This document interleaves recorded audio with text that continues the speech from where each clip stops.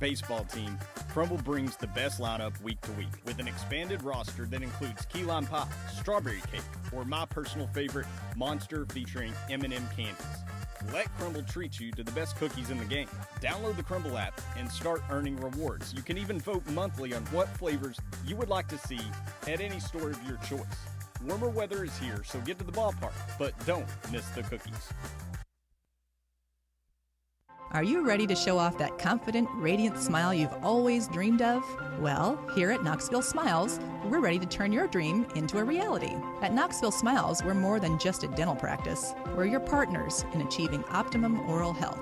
From routine cleanings and checkups to advanced cosmetics and restorative procedures, we offer a wide range of services in an environment that makes every visit a positive and comfortable experience. At Knoxville Smiles, it's about more than just treatments. We're focused on creating a welcoming environment where you feel like family.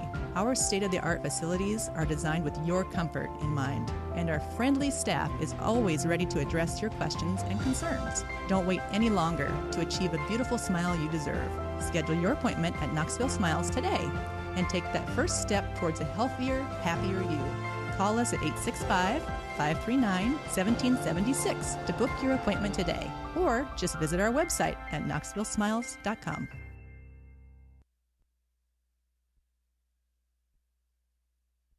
Still trying to clean up that wreck in North Knox County. Emory Road, right off I-75 there in Powell. It's been backed up there towards the interstate there on Emory Road for the last few minutes. Building through downtown Knoxville as you work your way I-40 here at 17th Street. Dodging some nasty storms out here. Give yourself extra time. Fountain City Jewelers is your diamond engagement ring headquarters. Go see Mark Enix at Fountain City Jewelers. I'm Commander Chuck with your on-time traffic.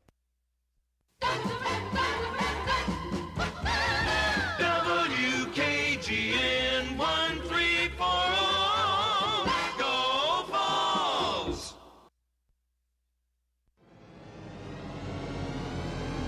You're tuned in to East Tennessee's premier sports radio call-in show. This is The Drive.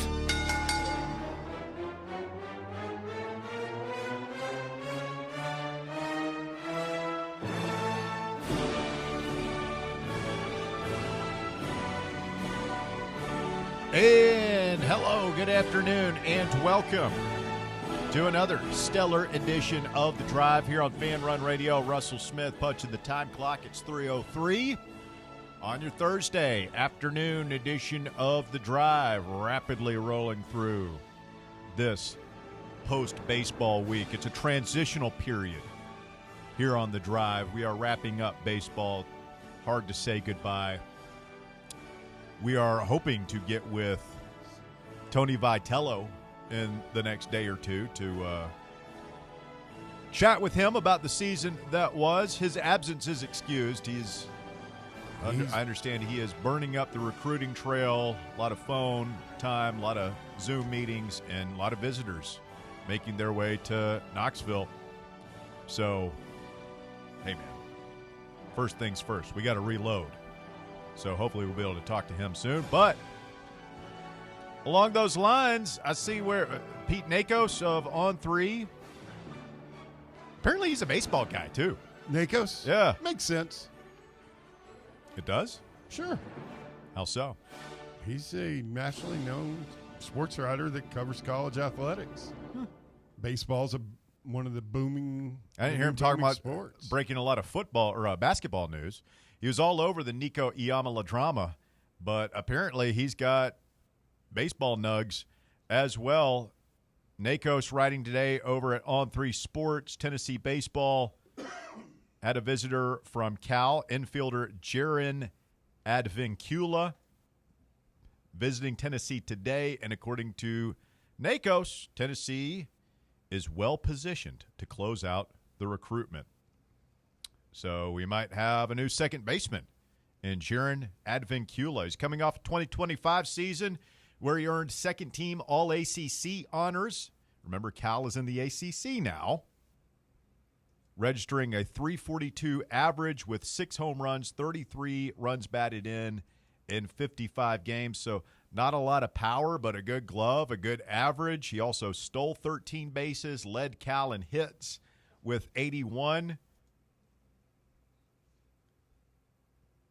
tied for the team best in runs at 48 and was second in batting average and third in on-base percentage at 410. And those numbers did not dip much during conference play.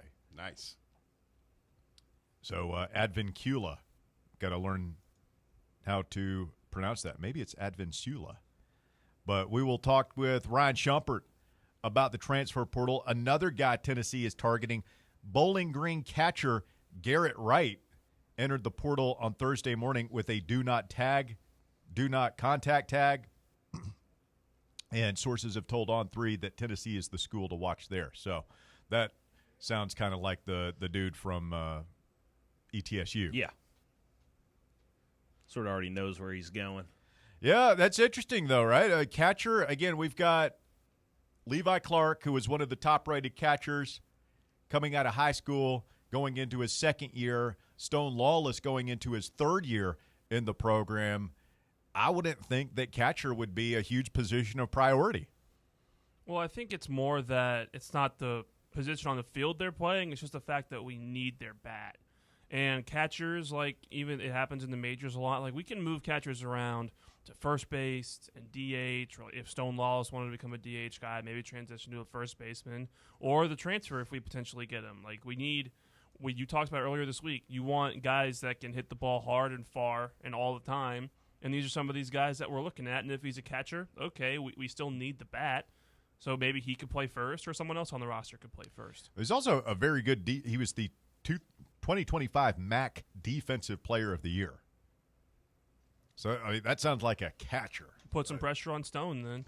Yeah, I mean, I know. I think you hit it. I think you're more likely to see Stone and or Clark to either move to first base. Clark was playing some left field this year. So I think, like, if a guy like that comes here, is probably coming to play catcher would be my thing. And then I also think there's an element of we're just going after the best guys we can, and if it pisses guys off who are already on the roster, then so be it. Yeah, I mean we've got to get. By our standards, I felt like our lineup on offense was anemic at times this year, especially in the postseason. I mean, what we have Inslee and Bargo. What'd they end up in the postseason? Yeah, they just disappeared. I mean, Bargo, and it's the boys said something this morning on Talk Sports. It was pretty. I think it was John, pretty accurate.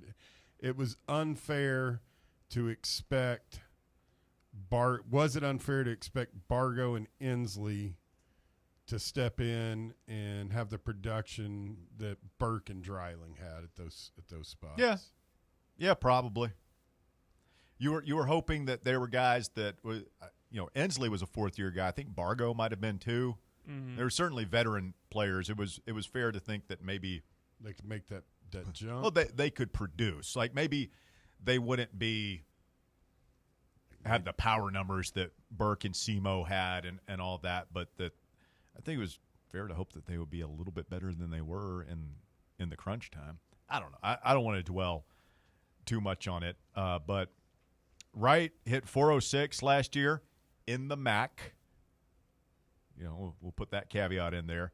48 RBIs, 8 home runs, committed only 7 fielding errors in his career, and he's registered 32 extra base hits. So Garrett Wright potentially sliding in as catcher next year, a name I'm sure we'll all become familiar with if, in fact, it is a fait accompli, as they say, that he is going to be a Tennessee Vol next year. It'd be a really good get, especially considering, there's a lot of questions in that lineup. Like, we have some spots to fill. And one thing that would be worrying is if we move guys around defensively, are similar problems that we had this year going to show up next year if we're worrying about bats first, fielding later. And potentially the defense could suffer for that like we saw a little bit this year. Yeah, I don't know. I think that's something that is definitely going to be addressed in the offseason. I can't see him going in next year and not working a lot on cleaning up the defensive. Well, if you're sliding an Advincula at second, we've had pretty good track record. I don't feel like we've ever had defensive problems at first, but middle infield has been a little hairy at times. We're penciling in Manny Marin at shortstop or third at this point, I believe. I expect him to make that. I really do expect him to make another big jump. And then, he was a freshman this year. Mm-hmm. I kind of feel like he's tracking like some of the guys that have come through here under Vitello, where, he's flashed enough that he'd end up being a really good player by the time he leaves. Yeah, the Antigua's the one I'm kind of waiting on. It's like, is it going to click with him? Well, is he staying or going? Yeah. True. Like, is he going to be here next year? If he jumps in the portal, obviously it's whatever. But if he comes back, it's, is this the year that he truly becomes the shortstop? Because then you're leaving Marin at third, I would assume. Yeah. From what Tony said about him being better than everybody on the team already, he just hasn't shown it yet. Mm-hmm. Marin's going to be your bookend on that side of the diamond. Yeah, for sure. You're penciling him at third? Yes. From what I've heard from Tony saying in post-game pressers, that kid is – and what we've seen out of him, what little bit we did see out of him right. this year. The big question is, which one of these guys is going to step up and be, not in terms of production, but be the personality and leadership that like Simo, Beck, Burke, Gilbert, Dryland, you can go on and on. Yeah, these are all high draft pick professional stars at the college level. So are those guys that you're going to be getting out of the portal, or are those guys that are in your program, a Manny Marin, a Levi Clark, a Stone Lawless, guys that are going into, we'll throw in Newstrom and Grimmer in there as well, are one of those guys. Can they take the next step? Interesting question to ponder. We'll get deeper into it with Shumpert coming up here in just a little bit. Zakai Ziegler denied the injunction to allow him to be a fifth-year guy. Does this seal it as far as Zakai Ziegler being not a part of next year's basketball team? Yeah, kind of feels like it. Yeah, time's running out. They've already started summer workouts. And not that he needs to be involved in them, but it just feels like it's just natural.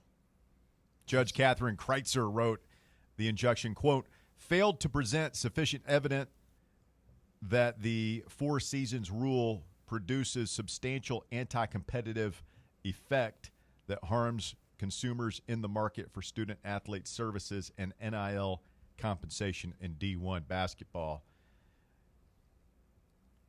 Now, the proposal for the NCAA to move to 5 years to play 5 is still a possibility, so Zakai might just be one of those guys that's stuck in the in-between period. What's wild is his class, what would that be, the class of what? 21. 21.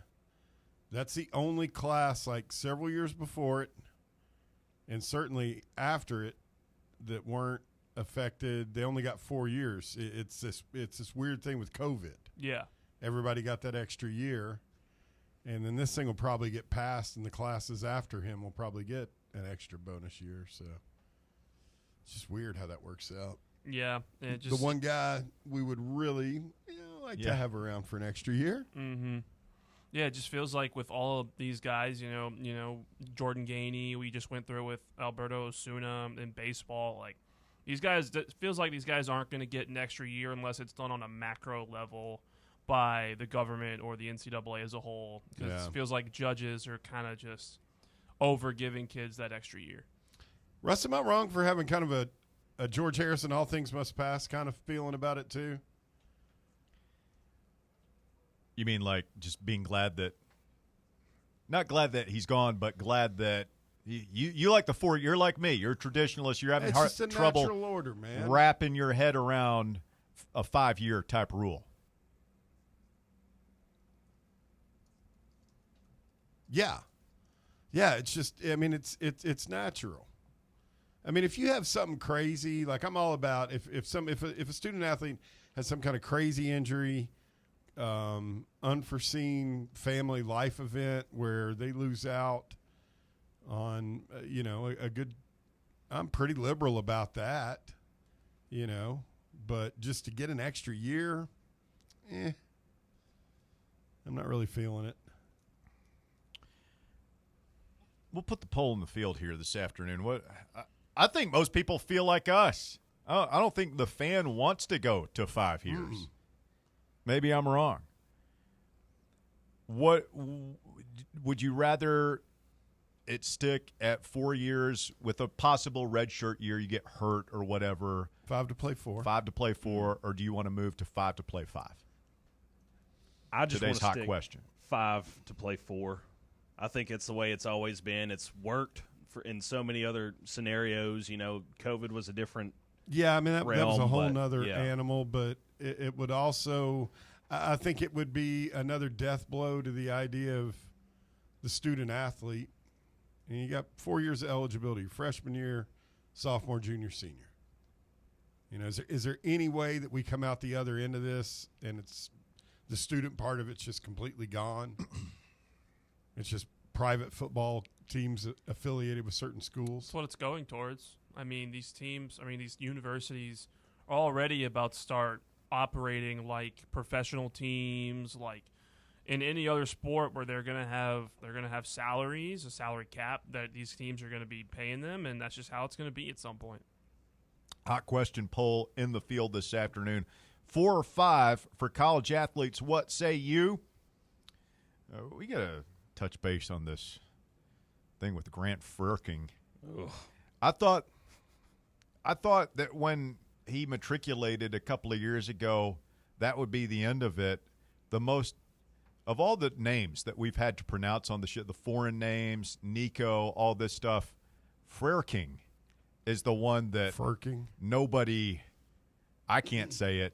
You can't say it. No. Nobody can say it.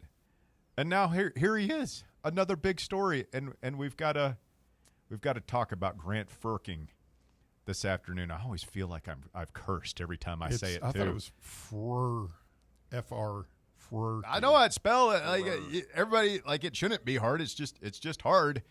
Anyway, Shump, coming up. It is The Drive. It is Fan Run Radio. Stay with us. We're back with more right after this. The Drive. Congratulations. You found sports radio that doesn't suck. This is Fan Run Radio, Knoxville. Yee-haw! I've been hooting and hollering ever since I started betting with the VIP Play app. VIP Play has more than 200 leagues, every bet type you can imagine, live betting and live hosts, all with 24/7 support from real live people when you need them. Start betting better with the VIP Play app today. Don't be a better, be a better with VIP Play today. Download VIP Play today or head to VIPPlayApp.com. Make sure you use the promo code FANRUN to take advantage of their welcome bonus and so they know that we sent you. Gambling problem? Call 1-800-88-99789. Must be 21 or older and located in Tennessee to bet. Hey Knoxville! Surfside iced tea and vodka, made with real brewed tea, is only 100 calories, 2 grams of sugar, with no bubbles and no troubles. That's right, zero carbonation, so it's easy to sip and enjoy. Headed to a game day or party at a friend's house? Bring an iced tea or lemonade variety pack from Surfside, or try their green tea and new raspberry tea vodka. Find the can with the sunset stripes this season. Surfside iced tea and vodka, sold at bars, restaurants, and stores near you. Surfside iced tea and vodka, sunshine in a can. Must be 21 or older. Enjoy responsibly. Hi, I'm Ron Kraszewski, Chairman and CEO of Stifel. Financial advisors, let's face it, if you're not growing your practice, you're losing market share. Stifel is a growing, entrepreneurial, advisor-centric firm built for successful advisors like you. There's a reason why 148 financial advisors joined Stifel last year. Come join us and find out why Stifel is the firm where success meets success. Visit www.choosestifel.com. Stifel Nicholas and Company Incorporated, member SIPC and NYSE. Hi, I'm Dr. Mike Costa at Knoxville Smiles. Here at Knoxville Smiles, we're all about making it easier for you to see the dentist. That's why we're now open until 7 p.m. on Tuesdays and Thursdays. If going to the dentist in the morning or during normal business hours doesn't fit your busy schedule, come see us a little later. Call 865-539-1776 to schedule your appointment, or just visit us online at knoxvillesmiles.com. Smile brighter with Knoxville Smiles. Ready to launch your career? Axel Logistics is a leading third-party logistics company where excellence is an energy. With an award-winning culture, Axel proves that positive outcomes come from a positive environment and a work hard, play hard mentality. At Axel, the drive for success is infectious. And with an uncapped commission structure, hard work isn't just noticed, it's rewarded.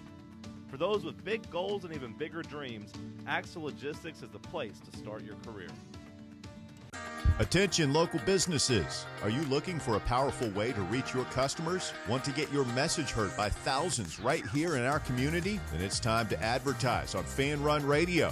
Radio advertising works. It's affordable, effective, and gets results fast. Whether you run a restaurant, a retail shop, or a service-based business, we'll help you craft the perfect message to bring in more customers. With listeners tuning in every day, your business will stay top of mind.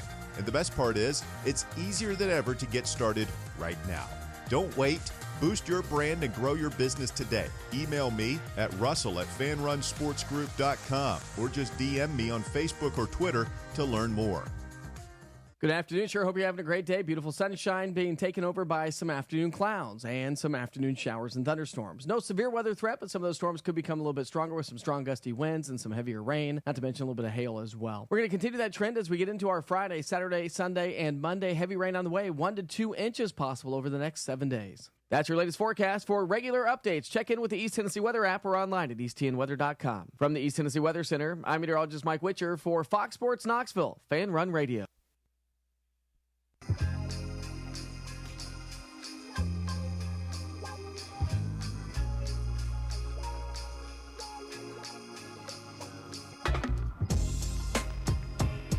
Fan Run Radio, the drive continues on a Thursday afternoon edition of the show. I'm Russell Smith. Thanks for being along for the ride this afternoon. And Ryan Shumpert of RockyTopInsider.com jumping on with us. Good afternoon, Ryan. How are you, sir?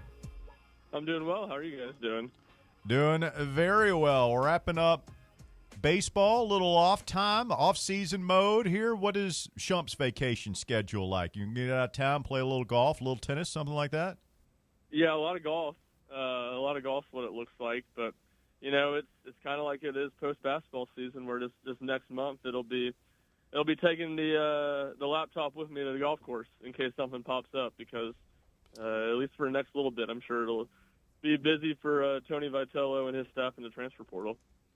Yeah, man, TV and the boys getting after it. You know, that's the way that guy processes disappointment at the end of a season. Is like, let's just go get players, and it sounds like they are on the warpath big time right now. Which of the portal names you've heard bandied about, Ryan, intrigue you most as far as guys you feel like they could come in and make a big impact on next year's team?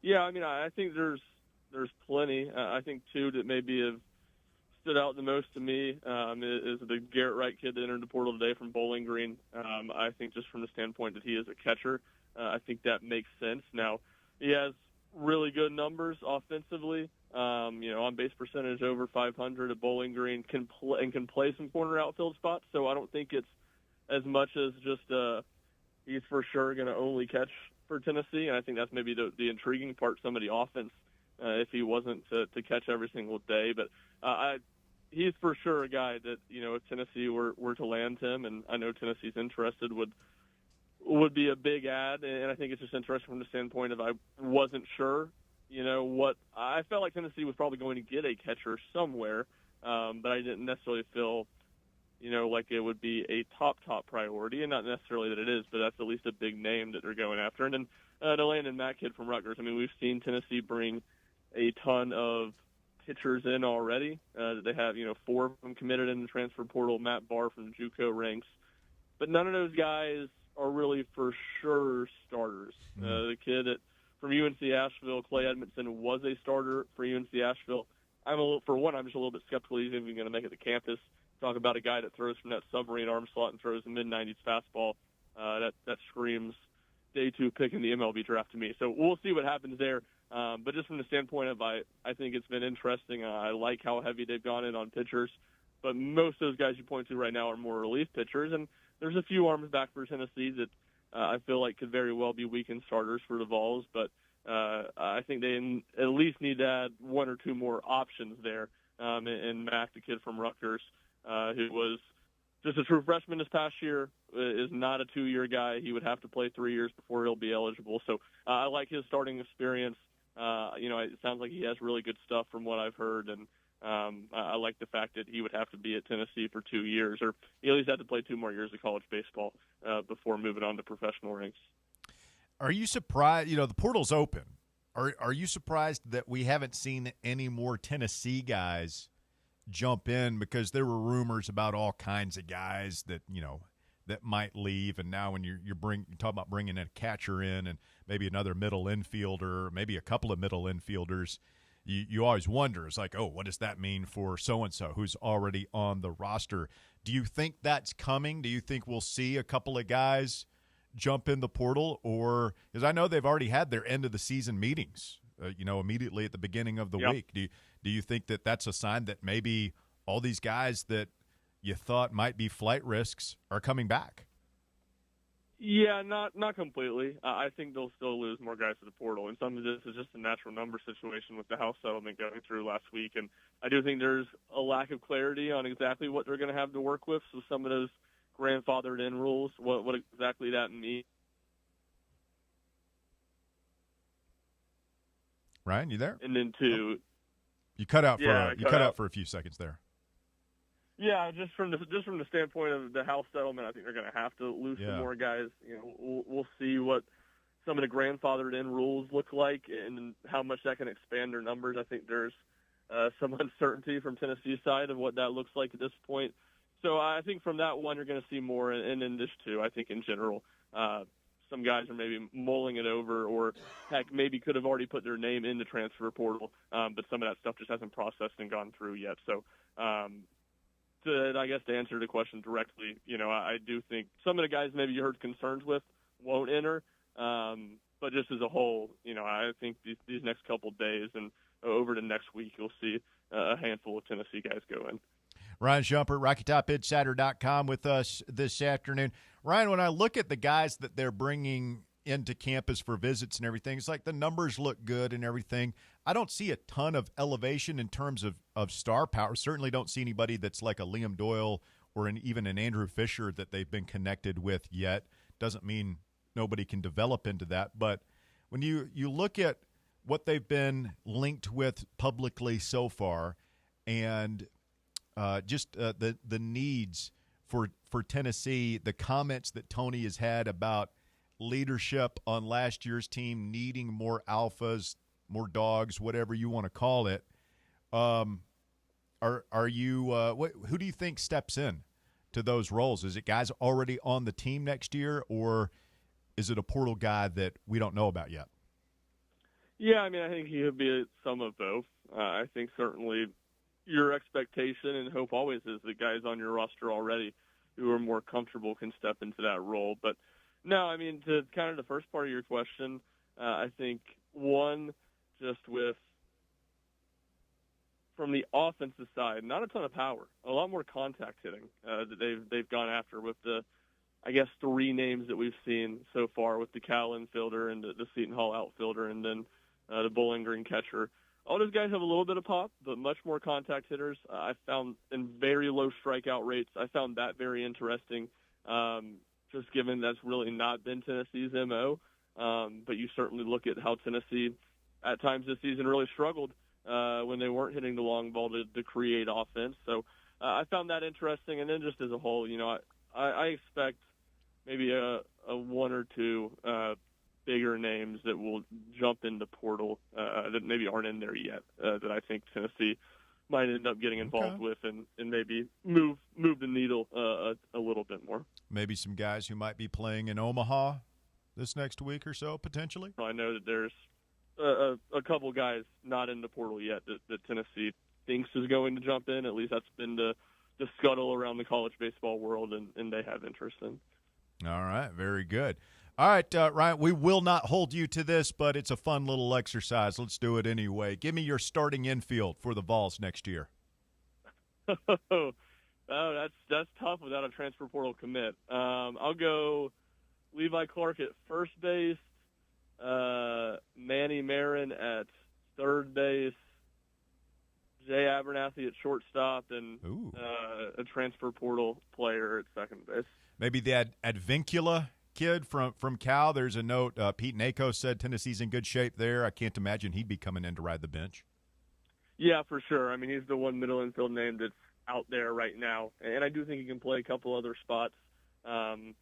I guess really what I think Abernathy will have a chance to compete there. I think he makes a lot of sense for Tennessee at center field too. Mm-hmm. So he's one I'm really intrigued about. But yeah, certainly the kid from Cal is on campus right now. If Tennessee were able to get to the finish line with him, like you said, he's not coming to sit on the bench, and he has a little bit of versatility, can play a couple different infield spots. But I think the middle infield is where he would most likely land. All right then. Well, let's do the outfield. Give me your starting outfield for next year. Yeah, we're going to go all the way here, all the way around. Well, the outfield's a lot harder. That's even harder. Yeah, there's like nobody on the roster right now. We'll go Chris Newstrom in left. I think he's a guy that's going to start. I mean, I can see him at a couple different spots. I guess I can't use Jay Abernathy you can't in clone center him. field, given I just set him at shortstop. So I don't know. We'll say transfer portal guy at center field. Maybe Aiden Robbins, the Seton Hall guy that was on campus. I guess he's maybe still here, but it got here yesterday. Maybe him and Wright. Tyler Mayette, I think, has a chance to play some right, the kid from Walter State. But, he DH'd about every game for Walter State. So I'll be a little bit skeptical of his glove until I see a little bit more of it. Yeah, very good. Well, we'll revisit that in the months to come. Ryan Shumpert, Rocky Top Insider with us. Ryan, this Tony Vitello Arkansas Love Fest that played out after the Super Regional this weekend has fans feeling some kind of way. It's very strange, and I'm wondering, it feels like Tony is pretty clearly in Arkansas's corner these next 2 weeks in Omaha. He's buried whatever hatchet that he might once have had with Dave Van Horn down there. Does he have beef with Jay Johnson and LSU? I find it hard to keep up with who Tony's feuding with around the college baseball world. Yeah, no, Tony's not too fond of LSU. Okay. I think that's safe to say. Yeah, I mean, I definitely get where the fans are coming from with all the Arkansas stuff. I guess my take on it more, or at least I didn't make it quite as big a deal of it. I just think it's about the people a lot more than it is about the place itself. Dave Van Horn, of the people that he worked with, I think is his favorite or near the top of his favorites, thinks very fondly of him. The pitching coach at Arkansas played with Tony at Missouri, Hobbs. They've had a really good relationship with a long time. One of the other guys on the staff, I forget who it is or what his name is, but he played at Arkansas when Tony was there, and I think was a kid Tony recruited. So, I definitely think he's certainly more in Arkansas's corner than LSU whenever those two get things going in Omaha on Saturday. But again, kind of like I said earlier, I think it's a lot more about the people that he's fond of at Arkansas, and not necessarily just the place as a whole, or that he views it as some sort of dream job or anything like that. I think, I get why people are worried about it or don't necessarily love it, but it's not something that I would be overly concerned about. You taking LSU/Arkansas or the field?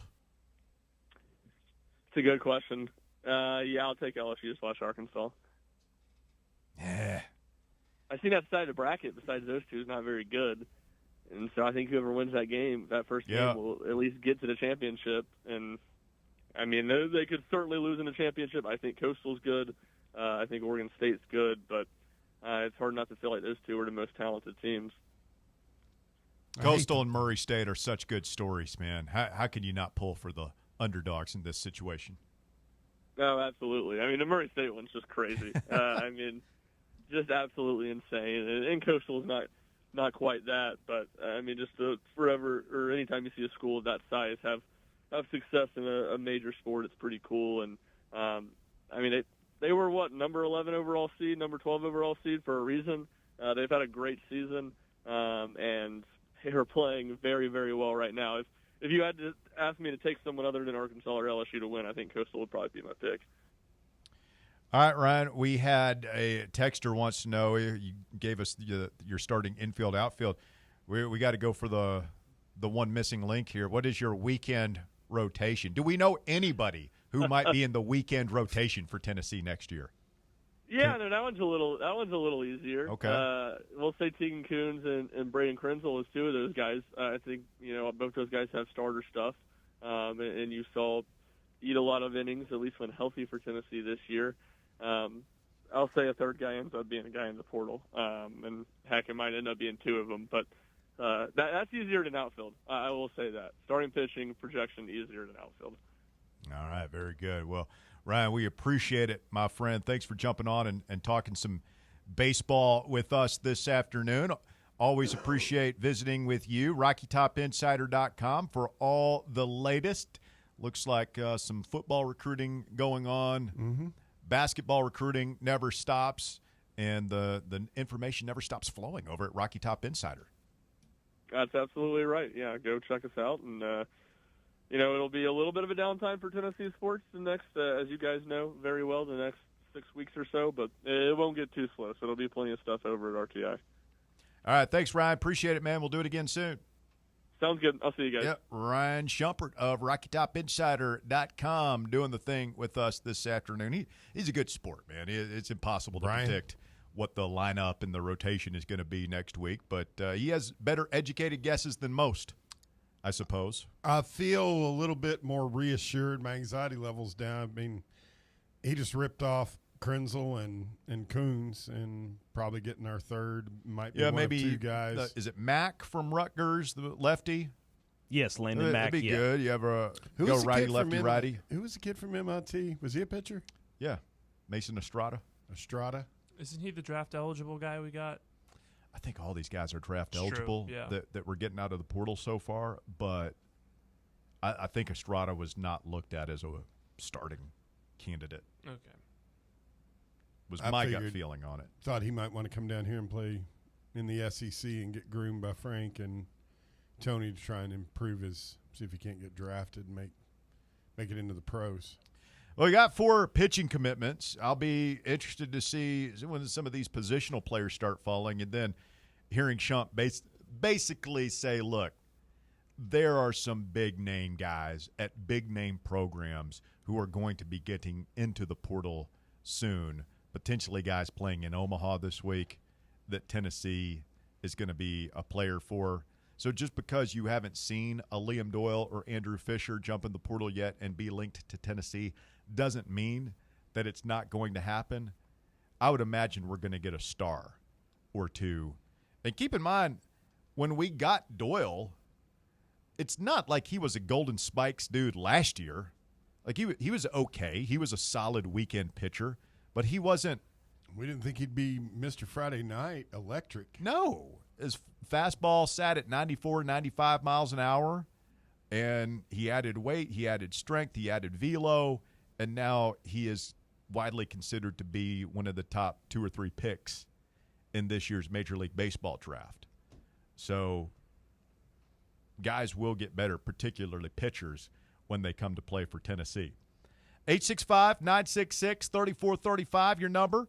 If you want to call or text the show this afternoon, 865-966-3435, your number to get on board. It is The Drive. It is Fan Run Radio, and we are back with more right after this. The Drive. Streaming worldwide at fanrunradio.com and on the free Fan Run app. This is Big Orange Country's sports talk radio superstation. Fan Run Radio, Knoxville. Barley's has live music on weekends, general team trivia on Wednesday nights at 8 p.m., and now live sports trivia courtesy of the Knoxville Trivia Guys every Thursday night upstairs. The game starts at 7 p.m. and is free to play for everyone, so head on down to the Old City and show off your sports knowledge and win gift cards to Barley's. Use those gift cards to buy some delicious food and drinks, and you can take it all in with their wide selection of TVs and indoor projectors. Barley's Tap Room and Pizzeria. Are you tired of trying to squeeze your dental appointments in on your lunch break or before you go to work? Here at Knoxville Smiles, we're all about making going to the dentist easier. That's why we're now open until 7 p.m. on Tuesdays and Thursdays. To take advantage of our new evening hours, make your appointment now at knoxvillesmiles.com or just call us at 865-539-1776. Smile brighter with Knoxville Smiles.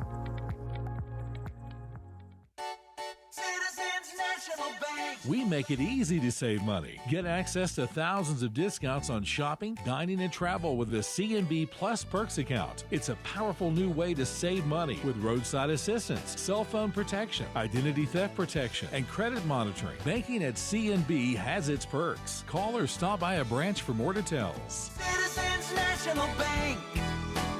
Banking never felt so good. Member FDIC. A brand built in Tennessee and born from the love of the game. Inward Half revolutionizes golfing comfort. Crafted by a former pro and dedicated enthusiast just like you, our luxury performance wear guarantees you stay cool and comfortable through every swing and every day. We're not just a brand. We've set out to create a lifestyle for those who understand that impeccable style and premium performance are a hole-in-one. Enjoy the walk-in with Inward Half. Do you love to gamble? Do you enjoy listening to people talk about gambling? Well, then I have some good news for you. Every weeknight at 6 p.m., you can hear John Reed and William Pattison go over the slate, thanks to our friends at VIP Play.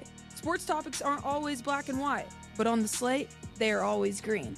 Nothing but trends, angles, and bets to try to make you some money. The Slate, presented by VIP Sports on Fan Run Radio, weeknights from 6 to 7 p.m.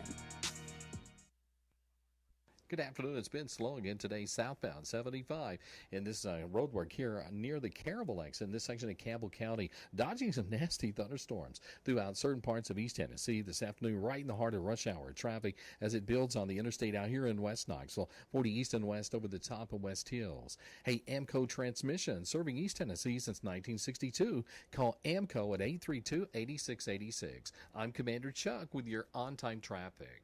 We got a lot of nice girls.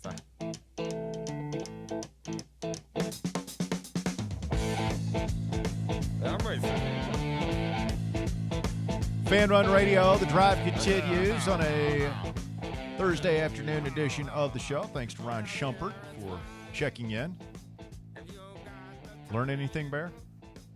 Yeah, just the usual stuff, the different names that out of the pitchers and where he thinks everybody's going to be in the on defense, and then just Ryan has a calming presence on me when it comes to Tennessee baseball. Mm-hmm.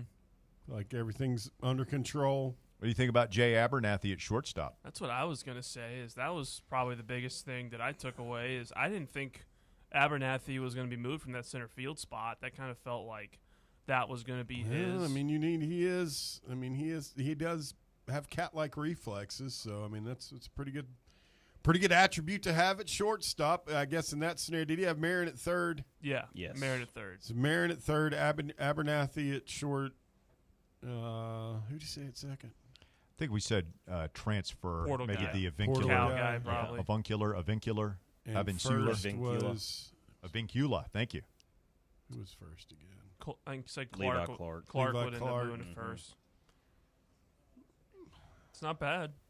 I just assumed that Abernathy, being a speed merchant, would be the perfect. They'd want him out in center. Yeah. Just because he can cover so much ground. Yeah, he's going to probably be the fastest guy on our baseball team next year, and we saw fastest him. Guys in the country. Yeah, and we saw him be able to light it up when he would play. Like he has the ability to steal bags, and like the way you were talking about Marin, that's how I feel about Jay Abernathy. I think he's a guy that can really take a next step next year and explode. Is he going to be? Marin was my pick to click.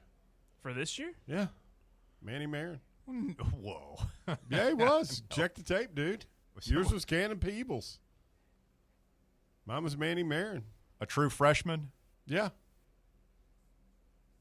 He did start most games, so before the season began, when he was not even starting. Yes. You thought Manny Marin was going to be based the guy. simply, I don't know how to sell it to you any better than this, make you believe it, Russ. Based simply on the name Manny Marin. I don't think that sounds like a Major League Baseball player. We didn't know who he was until the season had already been going on. God gave him the name, God and his dad gave him the name Manny Marin.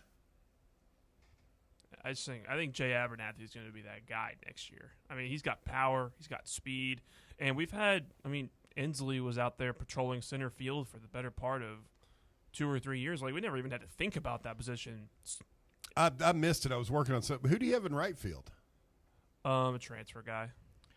He had Pretty sure left. Antigua was Bears picked a click before the season. No, I go back and was not. check That the was, tape. That was Stevie. We got breaking news this afternoon. Let's go to the Fan Run breaking news desk.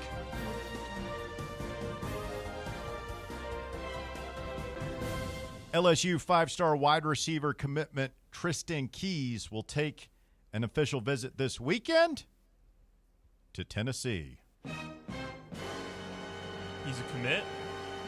Yeah, so this is a kid from Mississippi that we had that identified early and has been on campus multiple times, and we thought we were leading, and there's a lot of buzz. He might commit back in the spring to Tennessee, and then like seemingly out of nowhere, he committed to LSU. Cha-ching.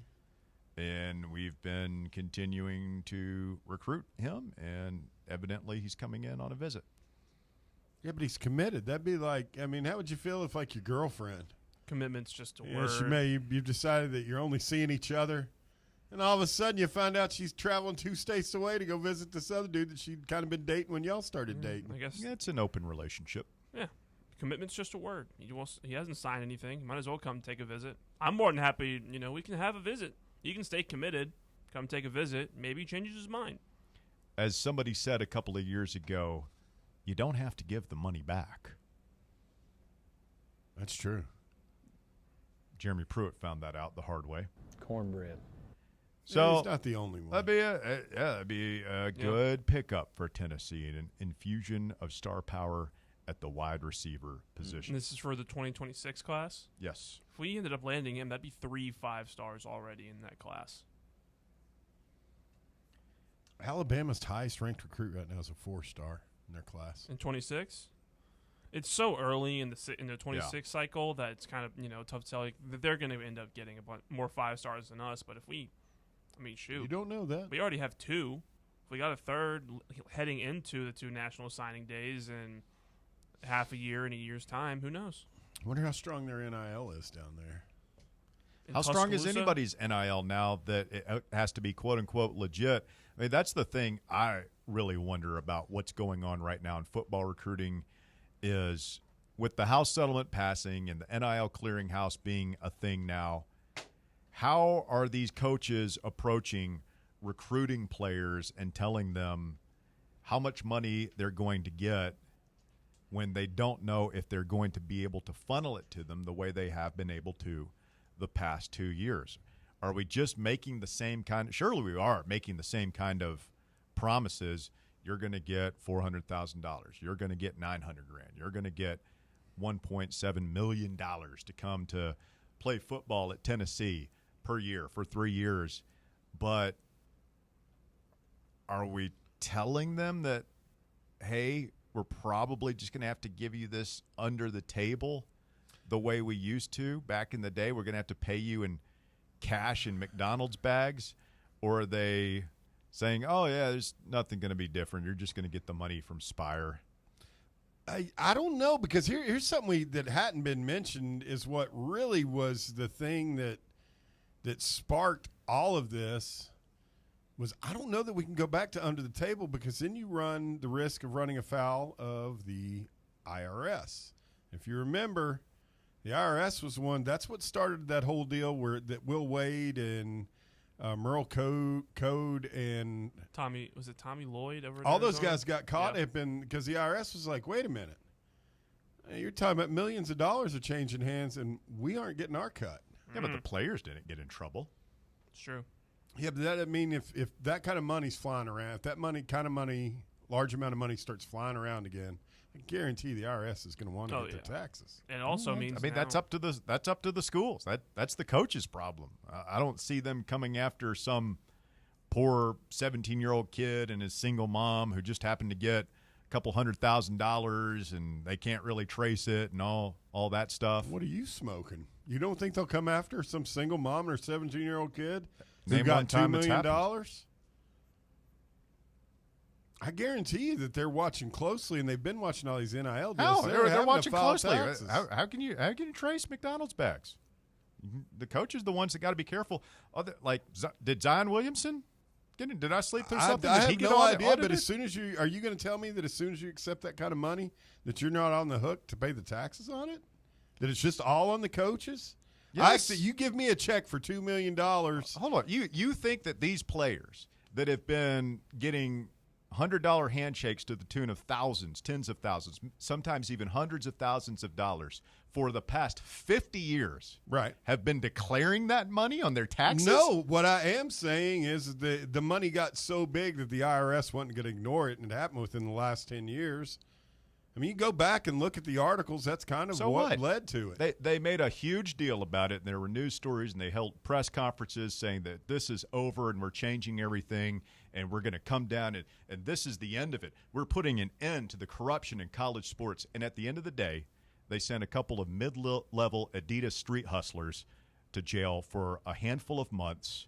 No coaches sent to prison, no players sent to prison, and nothing has changed. Yes, it has. Since the advent of NIL and this stuff came out of the closet and was above board, taxes started getting paid on the money that was being paid to college athletes. They aren't going to just assume that these guys are suddenly not taking millions of dollars to go to this school. That's income. You have to pay taxes on income. They can assume what they want, but I'm telling you, it's going to go back to under the table. And maybe I'm wrong. Maybe the IRS will start throwing the book at players and coaches, and people will start going to prison, and all the illegal under-the-table payments will stop. But I don't think so. I don't think people want to win football games or not. They don't care where it doesn't matter to them if the money's illegal, under the table, above board or not. They just want their percentage. Well, I want my percentage too. Like it's not going to happen. I don't know what to tell you. Like coaches want players. Coaches want to win games. They're going to find a way to funnel money to play. Like they're not just going to say, "Look, man, I'm sorry. I know the guy who played your position last year was getting $2 million in NIL money, but we can't do that anymore. But if you go sign some autographs at Underdog Collectibles, or you show up at Buckethead Tavern for a meet and greet, we might be able to get you $500 a pop for that's not going to happen.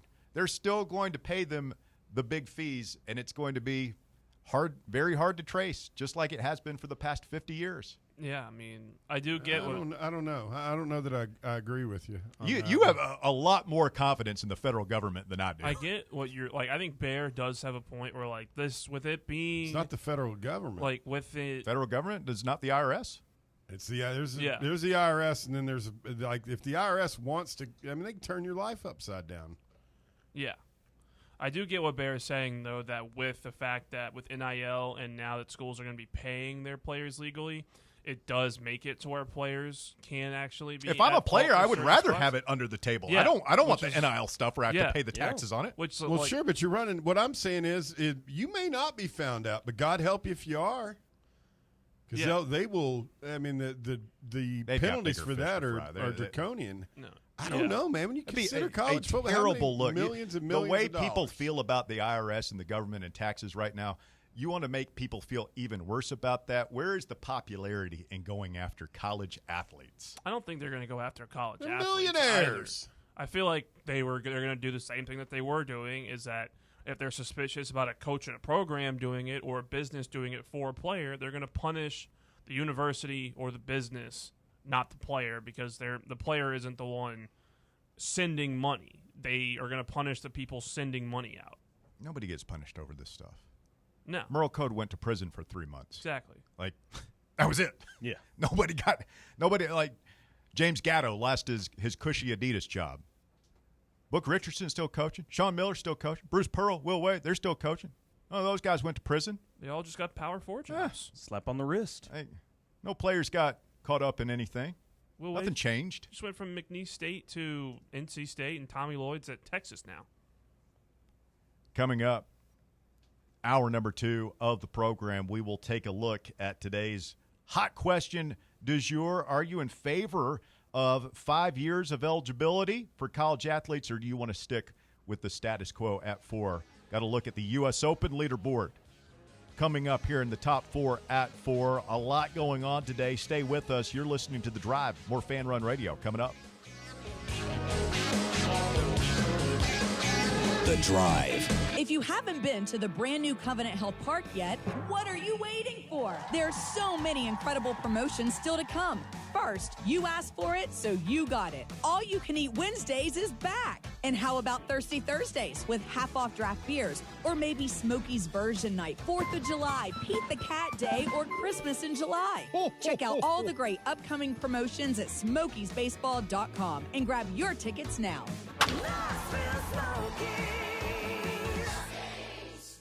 When it's past high noon, it's time for a vodka soda made with a vodka you actually heard of. I'm talking White Claw vodka soda made with White Claw premium vodka. JB Smooth only drinks vodka soda made with the world's smoothest vodka. And you can too. Pick you up a bottle of the triple wave filtered vodka that's been distilled 5 times. White Claw premium vodka comes in 4 flavors: black cherry, mango, pineapple, and just vodka. You haven't had vodka like this. No one has. White Claw premium vodka. Please drink responsibly. We really need to get some branded stuff. Shirts, hats, promo items, something professional. I mean, we could just find a website and order a bunch of it ourselves.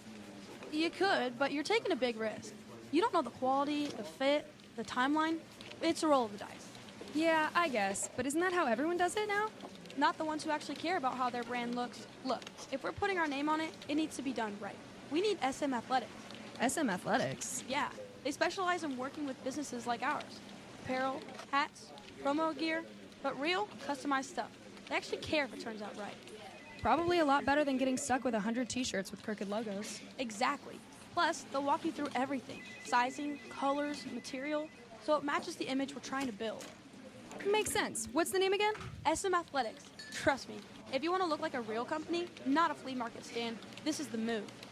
If you're serious about your brand, work with people who are serious about getting it right. SM Athletics. Merritt Garage Door and Services has been serving East Tennessee since 1963. At Merritt, quite simply, the customer comes first. Their door specialists will not try to needlessly upsell you because they are not commission-based like other places. This allows them to focus on your needs and not their pockets. They offer a range of beautiful garage doors in a variety of styles to suit the architecture of your home, and they will supply and install a wide range of garage door openers and accessories to take your door to the next level. To request a quote or schedule a service repair call, visit merrittgaragedoor.com. eBay Motors is here for the ride. Go ahead, feel your engine. Admire that perfectly installed exhaust. Your vehicle's moving along this freeway like it was made from fresh installs and a whole lot of love. With eBay Motors, you get over 122 million parts to keep it running. And with eBay Guaranteed Fit, they'll be the perfect fit every time. Plus, at these prices, well, we're burning rubber, not cash. Keep your ride or die alive at ebaymotors.com. Eligible items only. Exclusions apply. You're listening to FM 105.7 and AM 1340, WKGN Knoxville, and W289CU Knoxville. Fan Run Radio. Are you ready to show off that confident, radiant smile you've always dreamed of? Well, here at Knoxville Smiles, we're ready to turn your dream into a reality. At Knoxville Smiles, we're more than just a dental practice. We're your partners in achieving optimum oral health. From routine cleanings and checkups to advanced cosmetics and restorative procedures, we offer a wide range of services in an environment that makes every visit a positive and comfortable experience. At Knoxville Smiles, it's about more than just treatments. We're focused on creating a welcoming environment where you feel like family. Our state-of-the-art facilities are designed with your comfort in mind, and our friendly staff is always ready to address your questions and concerns. Don't wait any longer to achieve a beautiful smile you deserve. Schedule your appointment at Knoxville Smiles today and take that first step towards a healthier, happier you. Call us at 865-539-1776 to book your appointment today, or just visit our website at knoxvillesmiles.com. Good afternoon. We're still dodging some nasty thunderstorms out here. Some slipping and sliding going on. West Knoxville traffic's busier than it was. Pillsbury Parkway here over I-40. It's gotten heavier through downtown. On 40 West is 17th Street. It's been slow again today. Southbound 75 up there around the Caravel exit. In that stretch of Campbell County just limping along. Turn your gold and silver coins into cash at Fountain City Jewelers. They're right there in North Knoxville next to Litton's. I'm Commander Chuck with your on-time traffic. It's time for the Drive's Top 4 at 4. Hour number 2 of the Drive underway here on Fan Run Radio, and the Top 4 at 4 is brought to you by Barley's, where they've got sports trivia tonight at 7 p.m. Go down there and test your sports knowledge against the best Knoxville has to offer. You're the best around. Nothing ever gonna keep you down. Is that what you listen to when you're working out, Jace, when you're doing your runs, hair flowing in the breeze, your pump-up music? No, not that. No? No. Slow jams? Somewhat. Something that I can, like, keep a rhythm with while, like, just on every stride I can get, like, a rhythm going. There you I go. guess you'd call it. There you go. Little rhythm. That's Yeah. what I think of when I see you, Chase. Thank you. Chase Brown. I'm in What's the your pocket. go-to? I'm a podcast guy, man. I don't listen to tunes while I'm working out. I'm a big podcast guy too, working out. It just like gives me Not me. something else to focus on. It's got to be me. Barn, Yeah. barn, barn, barn. Oh. So, Eye of the Tiger. Yeah.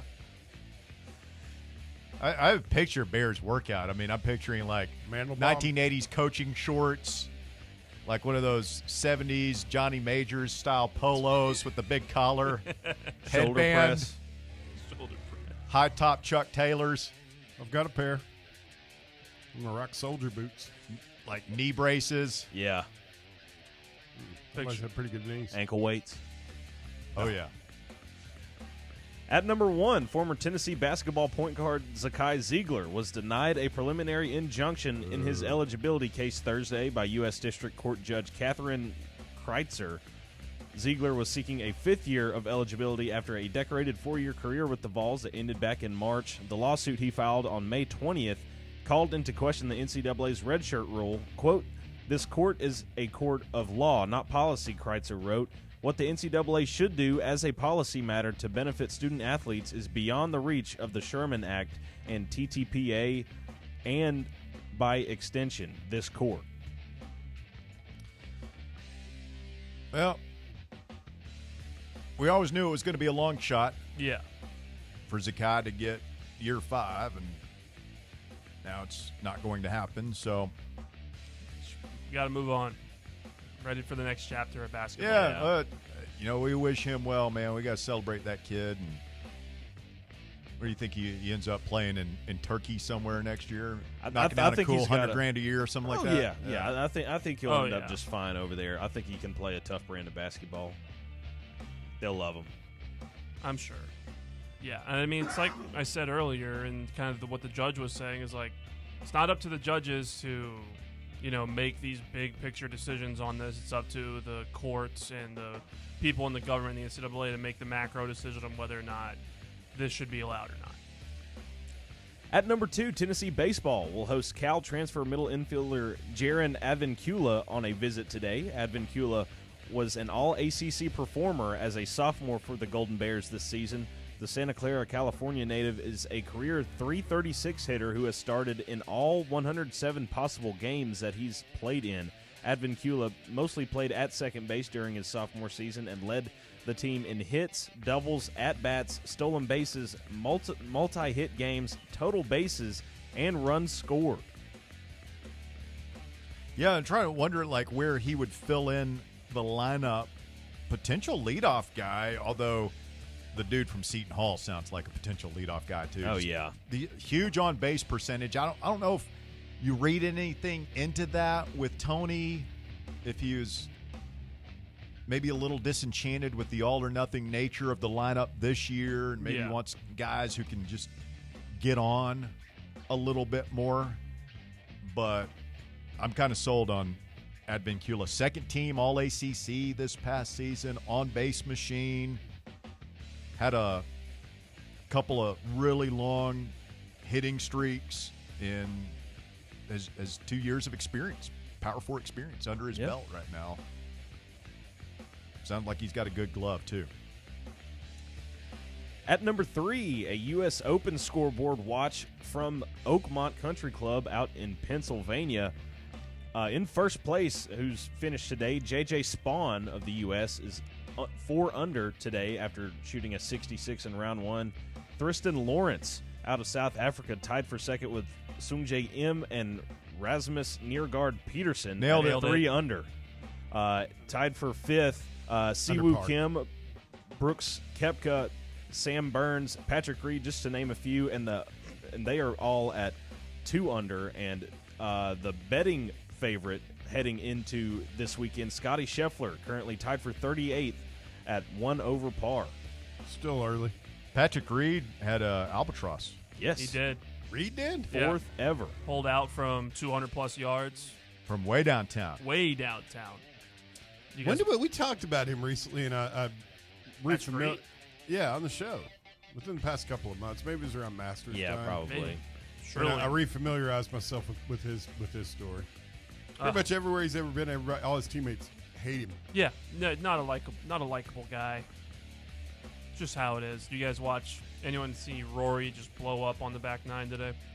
I saw where he was plus 474. DeChambeau, last year's champ, is plus 3. So he's a way back. But I don't know that you count any of those guys out quite yet. Yeah, they've dug themselves a hole. But everything we've heard is this course is playing really fast. Yeah. Really difficult. And we've seen a lot of U.S. Opens through the years where you don't have a lot of guys under par. Scotty Scheffler is 1 over through 8. He's still in it. So he's out there grinding right now, but very early sounds like it's going to be a very competitive and entertaining U.S. Open. Oh, yeah. It's a Like- true test of golf. What's going to happen when Spawn's not going out at 7 a.m. tomorrow morning? He's going out in the afternoon Yeah, after. when it's running fast and it's a little the hotter. greens have dried up and Mhm. everything's not soft. And when, Scheffler gets a shot at it tomorrow morning when it's a little softer. But, yeah, I mean, this is one of the hardest golf courses in the world, and it's like 6-inch rough. It's going to be a grind for all these guys. And at number 4, Tennessee softball third baseman Taylor Pannell has entered the transfer portal with a do not contact tag. An All-American this season, Pannell owns a career .351 batting average with 25 home runs, 102 RBIs, 18 doubles, 83 runs scored, and a Are your windows down? .957 Go, career fielding percentage. Okay, I got you. Go. Do your thing. Your Poor windows Jace are Brown. down? It is pouring Yes. rain at the White Claw Hard Seltzer Studios, and Jace just sent a text in the group. My windows are down. That's commitment right there, new guy. That's good. He's like, That's good. I've got the top 4 at 4. I'm just going to ride home in a pool of water. Was that number 4? That was number 4. Now, Why is anytime Pannell anybody jumping does in that, the though, portal? I have no She was idea. All-American. All-American. She hit dang near 400 this year with 13 doubles. Yeah, he's soaked. were they not up? Were they open? They were down. They were cracked. They weren't like fully you good? open. So yes, everything Pouring out inside there? is great. It's That's happened at one point. I don't know why I remember this, but I remember it was long before I joined the show. Driving around one summer day like this, a good old it was summer either shower. you or Richie had left your windows down in It's like a been hurricane. It's been a tradition in afternoon radio. Every now and the storm hits, you got to run out there and roll your windows up. So why is this gal hitting the portal? No clue. I thought we got Carlin coming back next year. I think She's our best hitter. Yeah, Pannell was a in-state prospect. She came from MTSU a couple years ago. It's been great. So this is her. I mean, she may just be a Rolling Stone, man. Gathers no moss, Russ. Not getting along with Karen. It's like what you've been saying. When you go in the portal with a do not contact clause or a Yeah. do You know not where you're going. contact tag, she knows where she wants to be. Some people are thinking it's one of the teams that was just in OKC. Yeah. Oklahoma. Little Gonna be a tampering, Sooner. maybe. Yeah. Hmm. Damn it. All It's right. tough. Thank you, Jace. That is the top 4 at 4, brought to you by Barley's Tap Room and Pizzeria. Go down there, have some great pizza, have a cold beverage, play a little sports trivia tonight. Smokies aren't in town, so parking should be plentiful. And go down there, tell them Fan Run sent you. 865-966-3435, your number to get on the show this afternoon, 865-966-3435. Texter says, so is Antigua starting or hitting the portal? I can't see him riding the bench year 3. I mean, that was my question. Yeah. Yeah. If he comes back, if I were him, I would want some sort of guarantee that I'm going to be a starter, and I don't see Tony doing business that way. No, he's going to have to. I mean, I think Antigua's just going to wait and see what kind of players Tony brings in, and if maybe he rides it through, the fall camp and sees if he can earn that spot, and then maybe hit the portal later. But it feels like if we're going out and getting all these really good bats that can field well, Antigua's not going to have a spot.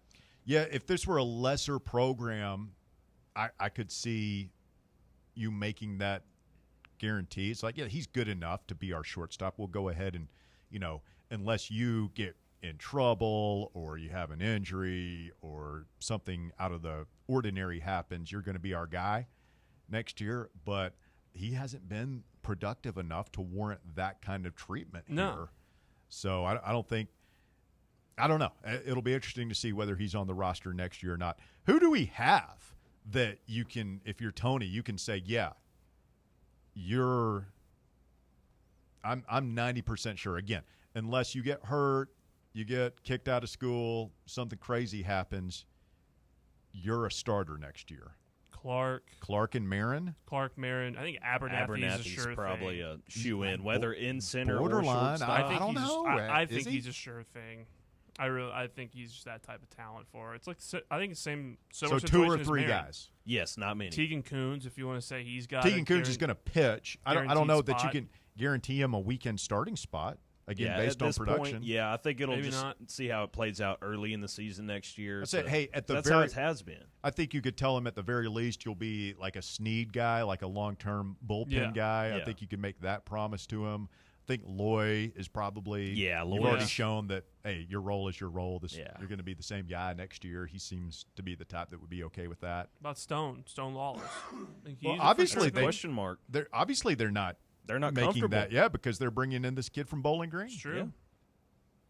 So, I guess maybe 3 of those spots in the lineup outside of transfers we're looking to bring in.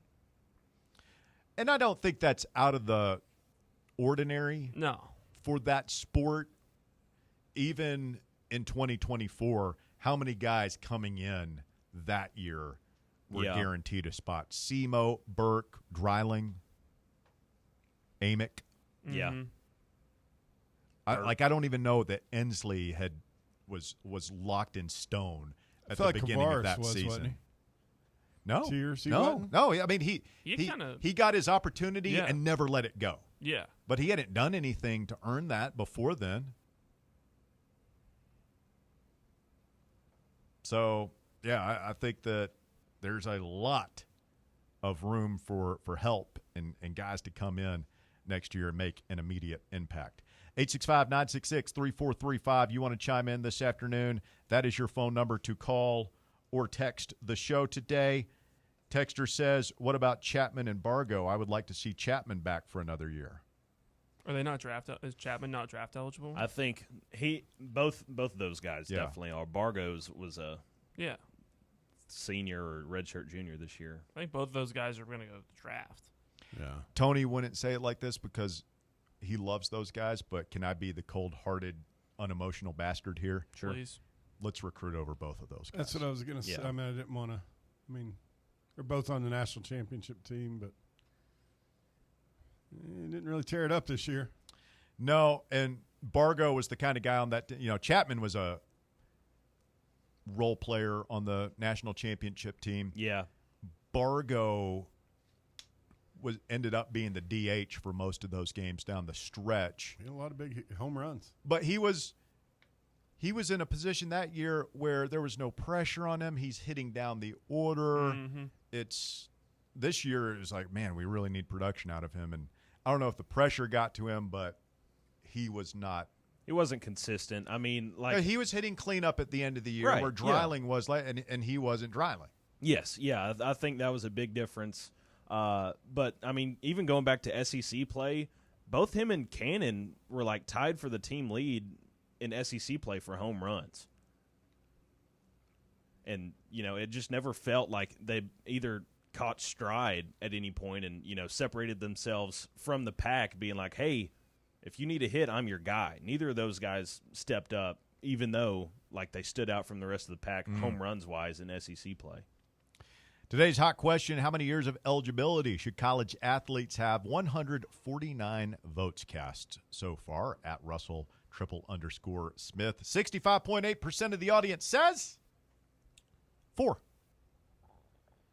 34.2% of the audience says 5. So some disagreement there, but almost 2/3 of the audience says stick with the status quo. Yeah, I think that's kind of the base thing. Is like it feels like it's almost an unnecessary thing for the sport. I mean, I get it. It's more for the players. Like the players, they want the opportunity to have 5 years for guys that aren't going to go pro to play 5 years and make 5 years worth of money in college. But for the sport itself, it feels like it doesn't really need to be changed. It was that part of it was just fine. I know there's some, and there always will be some just hard luck cases where just some kids get some tough breaks on injuries and stuff. But I mean, it's gotten out of hand, dude. Who's that kid from Florida? Was it Florida State or I think it was one of the ACC schools. Miami. Miami. He's like his 7th or 8th year in college. Cam Rising at Utah played like 6 or 7 years. Yeah. I mean, is he going to medical school? I mean, what the hell? That's what somebody on Twitter, Chase, says 5 and they obtain their master's. 4 more after that if they get their PhD. Yeah. So, yeah. That would be the you one go to medical thing. school. I said that a couple of weeks ago. I think it may have been that one day when you took off. But I was like, now, if you are continuing to get degrees, that's a different story. If you're actually going to class. But couldn't you do that theoretically forever? I can't imagine. I don't know. I'm just going to major in everything. Yeah. I'm going to get an education One the at first every time college. around. And then I'm going to become an funny. engineer. I'm going to be a doctor. I'm going to get a law degree. I'm going to become a nurse. I'm going to get a communications degree, sports management. I'm just going to do all the things for 20 years. And That's just why stay the in rule college. was originally placed, is so that kids that go to college can't do that and just keep getting scholarships to go to school and Coach finish wants 3 to go degrees. young, but I think if I can get a couple more years, I can get my entomology degree. Eraj says, I'm good with 5 as long as they stick to getting rid of all these stupid ways players can stick around. More than that. That's the thing for me. If they do say they can have 5 and 5, that's it. Brick wall, no exceptions. You get 5 to play 5. So were you throwing 5 out, years, you are on your own. throwing kid. out red shirts? No more red shirts then? None. All right, but I'm just saying, Bear. What if, for argument's sake, Cooper Mace had come to Tennessee and he redshirted his freshman year? He needed to just put on some weight and adjust. And he became a really good player his redshirt freshman year, his redshirt sophomore year, his redshirt junior year, his redshirt senior year, expecting All-American status. It's his 5th year, tears up his knee in fall camp, can't play. Yep. Medical redshirt. You don't think Cooper deserves a 6th year in that scenario? No, not if we're being, Wow. if we're being honest. Wow. No. I mean, I love it. He's one of Rocco's finest. But, no. That's hard to say because, his dad did that kind of thing. I mean, he walked out for it at the combine, first drill, just Chernobyl his knee. Yep. Could never play again. We're really going to miss Cooper this year. That's what I'm afraid of. I just have to bring him up. Because it was the most emotional way I could paint That's you true. into that corner, and I'm surprised that you stood fast. And I'm surprised stuck he to your stood principle. fast too. I thought he was going to flip immediately. He thought about it. That was I a saw the long look in his pause. eye. That was a long thinking pause. About it. I mean, I've watched Cooper Mays win a lot of games for teams I love, Catholic High School and UT. I think he's still thinking about it. I'm not. You can't. You just can't. Not if you're going to do it that way. If you're going to give 5 years. You got 5 years. Injuries be damned. This segment goes on another minute or two. He'll talk himself into That's it. what I think so. I won't. Thinking about it. He's thinking about it. He is good. He is amazing. They got a little brother 63, that's coming that belly hanging out, Oh yeah. walking up, his fingers You know all he's- bandaged, you know he's just got? blood and guts. He knows the system, Bear. He's got heart, Russell. He's got heart. You can't measure heart. You can't. Can't measure it. You can't. Did he end up signing anywhere? But I think he ended up in a camp. He was I'll with the double-check. Dolphins for a minute, but I don't know. He's going to Hadn't catch heard an on there, update. Bear. He needs to be playing football somewhere. What are we Yeah, going to roll well. into this with untested Will Satterwhite? Center? You really think he won't? Cooper's I waiting really there? think he'll probably catch on somewhere. Yeah, he just got the tryout with the Dolphins, and that's the last I've heard from him. Tryout? Because he is. He deserves more than a tryout. You're not. That's gonna our get center. Me. You're not going to get me. He Center. was our center. He's going to be pumping gas somewhere next year instead of playing football, Cooper Bear. Mays will not be pumping damn gas. Everybody's got to work. Yeah, and he a will not tryout. be working at a gas He's station. playing from the USFL. The damn Birmingham Stallions. You make more money playing for the Vols. No. One Sorry. McDonald's bag would cover it. Nope. Cornbread. Not going to do it. Wouldn't be prudent, Russ.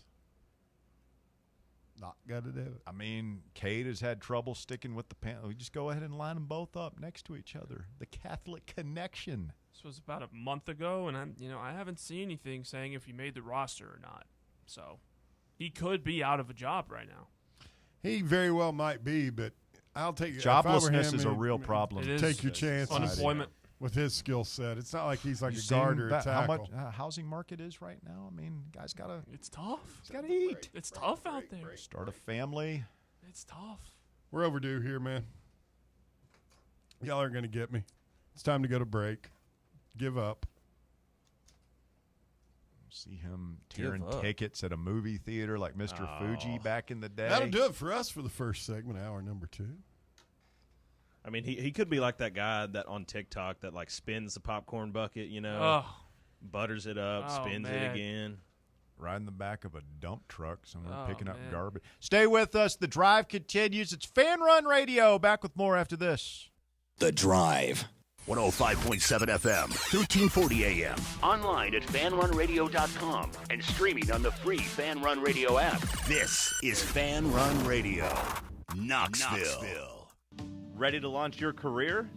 Axle Logistics is a leading third-party logistics company where excellence is an energy. With an award-winning culture, Axle proves that positive outcomes come from a positive environment and a work hard, play hard mentality. At Axle, the drive for success is infectious. And with an uncapped commission structure, hard work isn't just noticed, it's rewarded. For those with big goals and even bigger dreams, Axle Logistics is the place to start your career.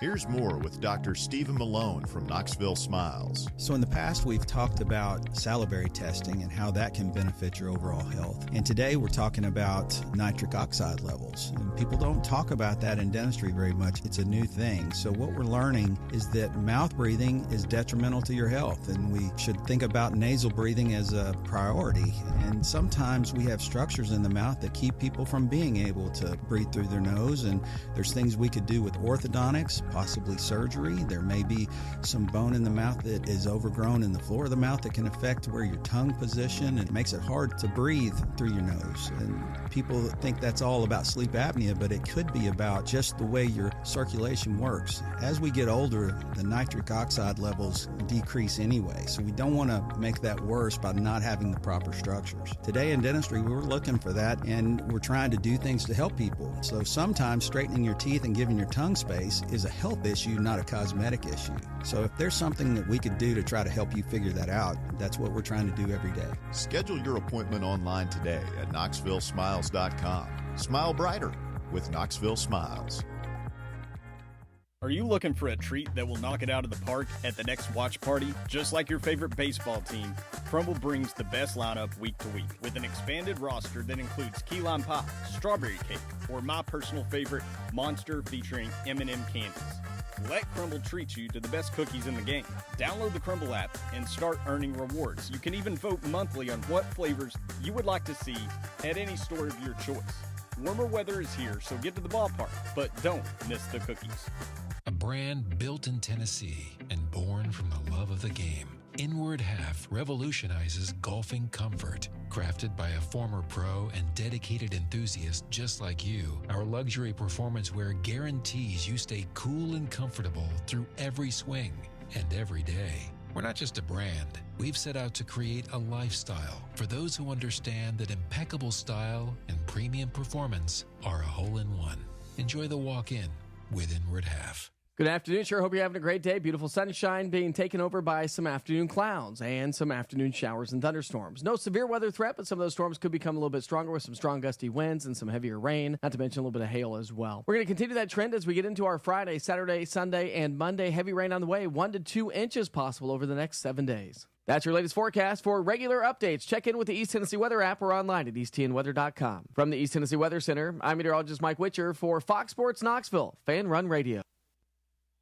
Good afternoon. It's building even more with volume through downtown. 40 West is 17th Street. It's another slow day in Campbell County. It's been dragging up there. 75 southbound at the Caryville exit. As you head up 75, dodging several thunderstorms this afternoon, moving through certain parts of East Tennessee. Give yourself extra time. Fountain City Jewelers is your diamond engagement ring headquarters. Go see Mark Enix at Fountain City Jewelers right there next to Litton's. I'm Commander Chuck with your on-time traffic.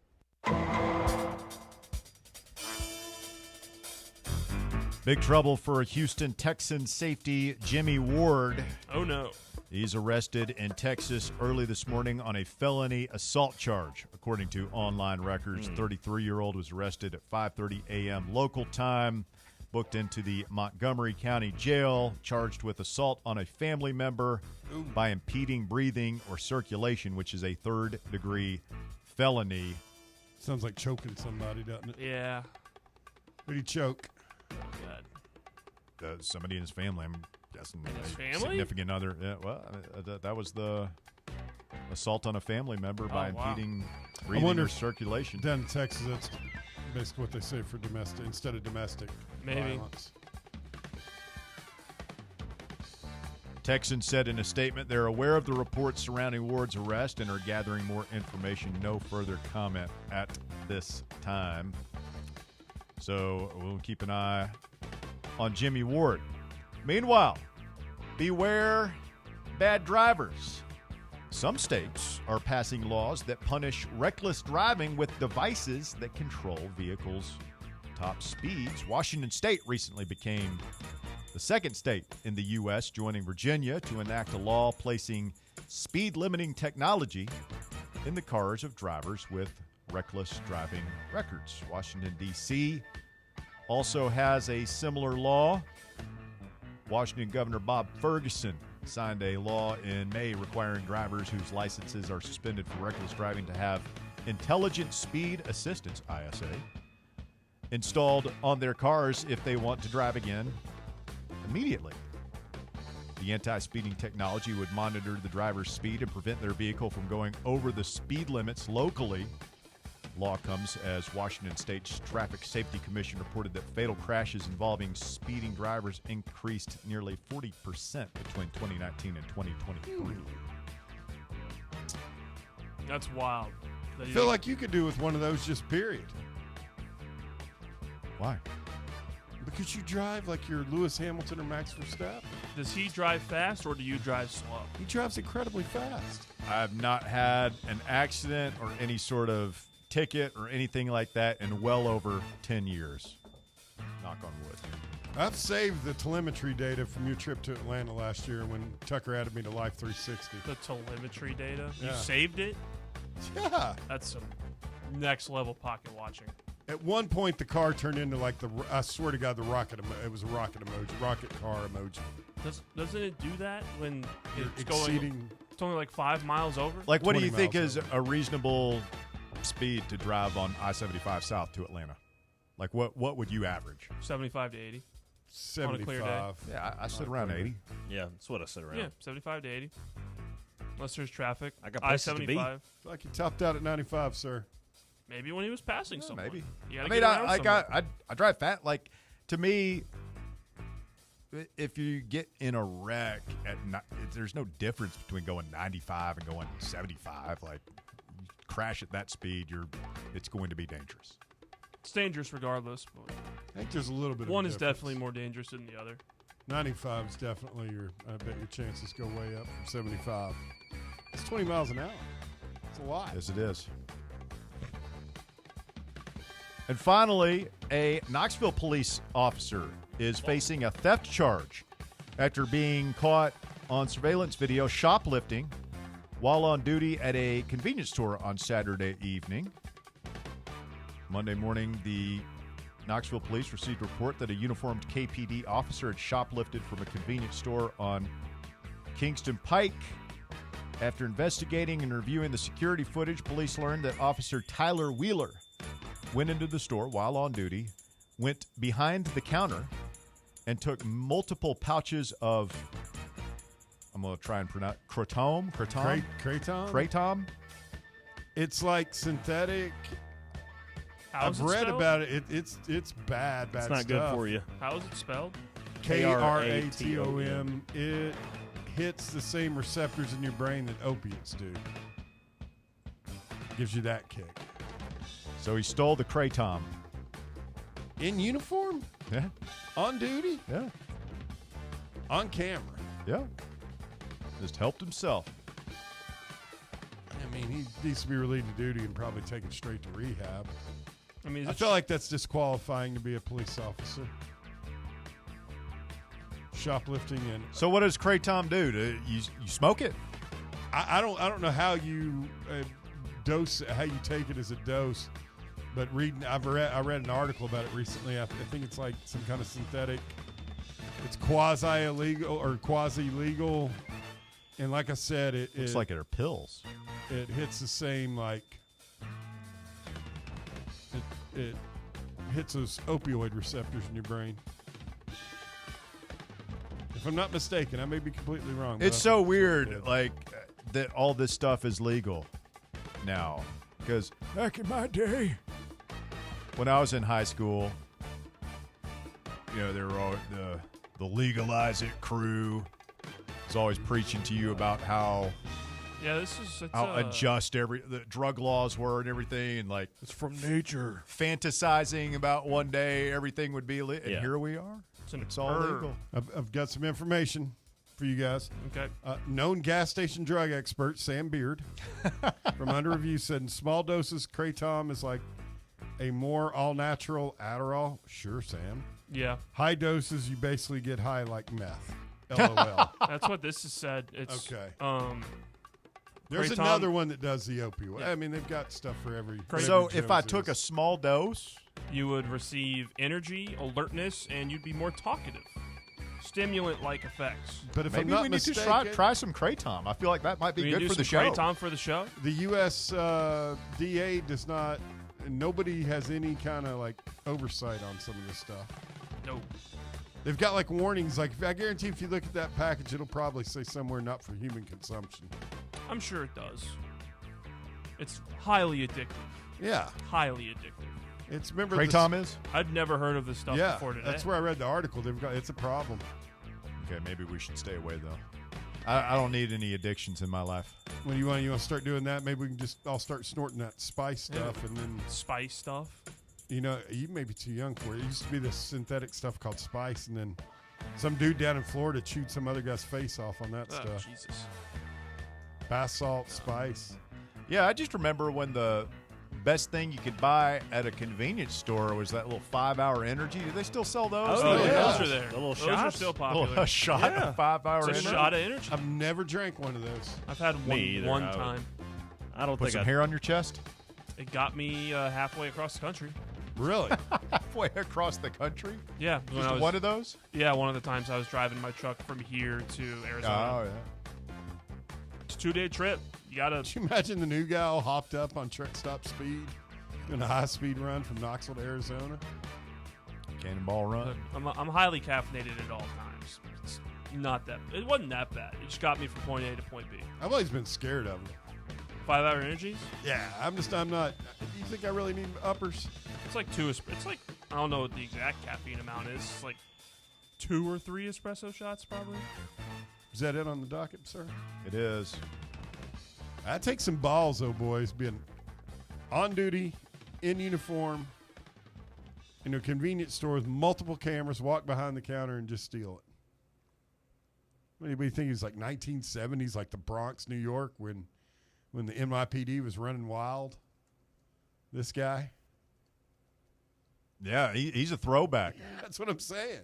Oh, it's like. Wonder if he had the body cam on when he went back there. And I love body cam footage. Body cams are like one of the best inventions A lot of of times I recent end up history. pretty cool. I feel real bad for the cops, man, a lot of times.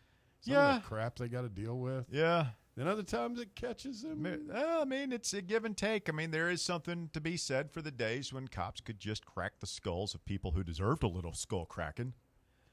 But the problem is, every now and then, somebody who gets their skull cracked maybe didn't deserve to have their skull cracked. Most of the body cam footage I watch, I'm in favor. I'm pro cop. I'm like, oh my God, yeah, absolutely. dealing with this idiot, just Karens. go tase him. Yeah, like these guys have the patience of Job, dealing with the truly moronic element of society. But every now and then, Sovereign citizens. you get that one guy who's just on a power trip or doesn't do it by the book. Yanks a 9-month pregnant woman out of a car, slams her on the ground. Or goes and steals the kratom from his local Let's call it- Waggles. I like kratom better. Kratom. What is it? Kratom? Kratom, but I like kratom. It might be kratom. I don't know. I'm just going to go. Hey, man, you got any of that kratom? That's what I was going to go. Just straight redneck. Kratom. It looks like pills with weed in it. They're little green pills. Yeah, I also you saw undo the some- capsule and snort it. I saw some that looked like dip pouches. Yeah. Like you just put it in your Man, lip. I've been up doing kratom all week. It's incredible. Yeah. Do you guys feel like cops should be allowed to taser the sovereign citizen people? Oh, yeah. Those are the idiots. best ones. Yeah, well, I mean, I'm usually not that's driving. what ends up happening. I'm traveling. Probably. Traveling. Really? I'm a citizen. I'm of not the United tasing States. I'm not tasing you. I'm administering a dose An of electrical electricity. charge. Ride the lightning. Numb nuts. You're not going to jail. You're being indefinitely detained. Am I being detained? Am I being detained? Those people kill me. It's like, yeah, I think you That's are. how that works. I'm fascinated by this kratom stuff now. I'm going into the weeds. I with thought it. you said you were Oh, going to you try could it. go Yeah, go stop try on the some. way. You gotta Tell get you yourself what, a report. Yeah, just report 4:30, you back. can make it down Yeah. to the Speedway and Here, back. I'll give you some cash. Bring me some kratom. We'll just cut up a bunch of Kratom. kratom rails and 5 o'clock hour brought to you by Give Truck it to one of Stop the Speed. interns. See what happens. You can go through withdrawal from this stuff. Adverse effects include nausea, constipation, dizziness, drowsiness. Sign me up. Serious effects like confusion, tremors, seizures, liver problems, even death. It is not FDA approved. Getting some Cooper Mays feedback. David says he hears Cooper is planning to open a barbecue restaurant. That was a joke and not true from a fake website that made its way into Vols So that's fake social news. media. Yeah, he's not opening a barbecue. No. So I can't find out if he made the Miami roster or not. I would say right now he's like a lot of other guys that former college football players. It's camp time. He's probably doing the camp thing. Cooper says he could go to work for Grant Frerking. I hear he's hiring. I don't know if he is or not. But Grant, He's more is, asking for loans. Grant is. What a fall from grace, man. Truly. Shocking news. Former Vol walk-on wide receiver and business entrepreneur Grant Frerking now finding himself in a lot of hot water legally, being accused of fraud. Everybody's disassociating with him. Happened so fast. That went from an internet rumor that we saw during the show yesterday. I just kind of like, that's interesting, filed away. And then by midnight, the News Sentinel had like an expose. Yeah, our Adam phones are blowing Sparks, up. Mike Wilson, Tyler Tag Whetstone, teaming like it. 3 guys writing a big article about everything he's been accused of. And those 3, man, that's got to be a bad day when at midnight an article hits that Wilson, Sparks, and who's the other guy? Whetstone. Whetstone are just putting your laundry out there. There's some bad quotes in there too. Oh, in yeah. one of those articles, just calling him Everything not very nice things. Yeah. Which after reading it, seemed not Seemed like too he'd been far. in court a lot for not Yeah. paying rent. So, I looked at one of the articles. He had gotten kicked out of 2 Nashville apartments. Upscale places in Over the the Gulch. Gulch. Yeah, somewhere I around drive there. through there when I go over there Yeah. for my checkups. I didn't realize it. I mean, I knew it was It's a probably nice area. I knew it was a nice area, but I didn't realize it was that nice. Oh, yeah. And I think the number in one of the articles was like $18,000 in unpaid debts. Is he the most trouble a former drive guest has gotten into? He's got to be near the top. No, we don't have to go down that road. But no, I mean, like, this is all alleged at this point. Like, we don't know. He hasn't officially been. Other than that, I mean, those were like liens filed against him, or I mean, all those he'd been people evicted on Yelp a couple of times, but he writing all hasn't that been stuff. formally charged with any criminal charges yet. Did you guys look that up? What? Like the Yelp reviews Of what? His business? Yeah. No, I didn't even. I hadn't heard about complaints, and the Better Business Bureau has some pretty detailed complaints too. Yeah, it's not good. It was Not good, Bob. $16,400 in unpaid debts. That's just rent, right? I think so. Maybe that must have just been from his 2 apartments in Nashville. Texter says, "Come on, Barrett, don't start doubting your drug expertise now." I've not never a grass expert. No, I don't deal with gas station drugs. Nah. They have always had those, like the truck stop things, like in a little powder, like almost a goodie. Like, this will get you from Knoxville to OKC. There's some weird stuff on the bottoms and top shelves behind counters. Yeah, I've just never been into any of that. I don't buy. I've never. You don't buy it from a reputable establishment. You prefer getting something in a baggie out the back of some guy's window in the neighborhood. Back alley deals. Yeah. You're a friendly local neighborhood drug dealer. It's true. Got to keep the small guy in business, That's man. true. It's supporting small businesses. Most of the one thing that I always did, I mean, if everybody's going to be up front about it, it grows in the ground. It's not made in a lab in China and sent over here and sold in gas stations without FDA approval, Russ. Not having FDA approval is not a good look. No. Stay with us. We'll get to your phone calls coming up here in just a little bit. Daniel will have the floor when we continue. 865-966-3435. Your number to get on the show. 866-9865. That's the second time I've done that this week. Come on, guys. Oh, damn it. 865. That's our area code.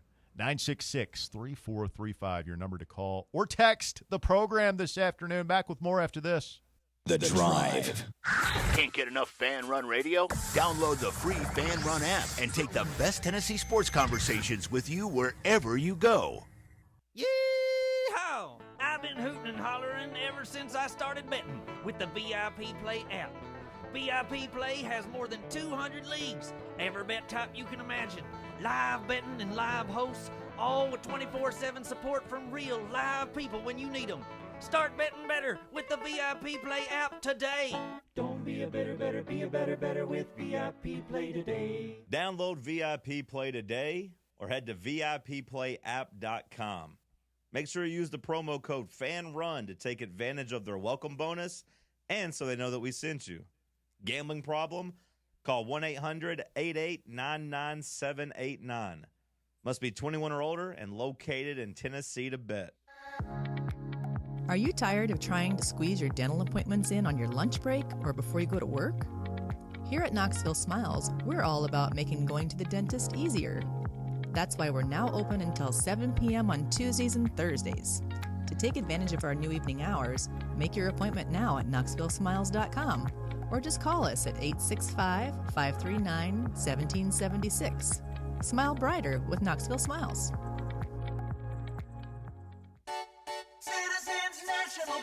We make it easy to save money. Get access to thousands of discounts on shopping, dining, and travel with the C&B Plus Perks account. It's a powerful new way to save money with roadside assistance, cell phone protection, identity theft protection, and credit monitoring. Banking at C&B has its perks. Call or stop by a branch for more details. Citizens National Bank. Banking never felt so good. Member FDIC. Located in Knoxville's historic Old City, Barley's offers great food, live music, the best draft beer selection in town, and now your new favorite place to watch sports. Their indoor projector is perfect for any weather, and they've revamped their upstairs area with more TVs to take in all of the action. Their menu features hand-battered chicken tenders, juicy burgers, fresh salads, and the tastiest pizza in Knoxville. You can enjoy their happy hour drink specials daily from open until 6 p.m. Barley's Tap Room and Pizzeria. A brand built in Tennessee and born from the love of the game. Inward Half revolutionizes golfing comfort. Crafted by a former pro and dedicated enthusiast just like you, our luxury performance wear guarantees you stay cool and comfortable through every swing and every day. We're not just a brand. We've set out to create a lifestyle for those who understand that impeccable style and premium performance are a hole-in-one. Enjoy the walk-in with Inward Half. I'm Smokey Bear, and I made an assistant to help you out, because only you can prevent wildfires. Hey, Assistant Smokey Bear. Call me Papa Bear, because I'm grilling up dinner. Do you get it? Yes, good job. So, what should I do with all these coals? Don't just toss them out. Put them in a metal container because those embers can start a wildfire. I understand. The stakes are high. Ha, ha, ha, ha. Learn more at SmokeyBear.com. Brought to you by the U.S. Forest Service, your state forester, and the Ad Council. Good afternoon. It's been running a little bit slow at times. On 40 East up the hill at Watt Road, as that traffic builds off that split out of Loudoun County. It's heavier than it was through downtown. 40 West at 17th Street. It's another slow day. 75 South in Campbell County at that Carroll exit. It's gotten heavier now. Broadway going outbound through the Fountain City area. Amco Transmission serving East Tennessee since 1962. Call Amco Transmissions in Knoxville 832-8686. I'm Commander Chuck with your on-time traffic.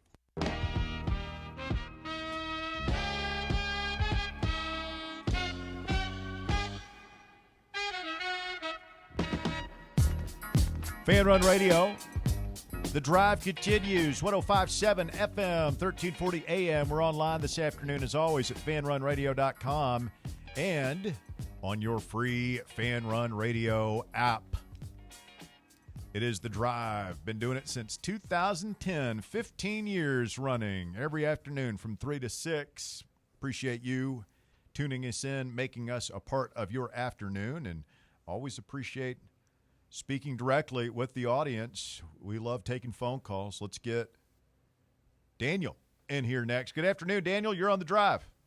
Russell, good afternoon. Have you all ever – I got a non-habit-forming stimulant to try. Oh, great. Take a shot of pre-workout straight to the head and chase it with a swig of water. That'll do it. You'll feel like meth bugs have reinvented themselves on your arm. Oh, yeah, you'll feel like you can lift What is 400 that, pounds. pre-workout? Yeah, pre-workout. That's the name of the brand?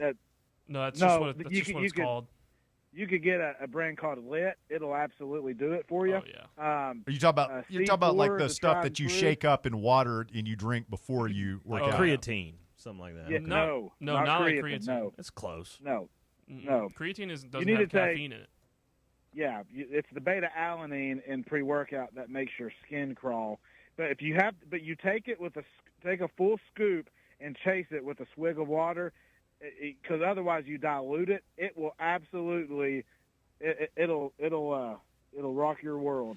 That's what I've always heard, and guys are, real heavy gym bros will do that, and that just has not sound appealing for me. Now, you don't want to be tired before you go in the gym. I always like to have some coffee or caffeine or something, make sure I have plenty of energy, but you're not that sounds tired, borderline Russell. dangerous.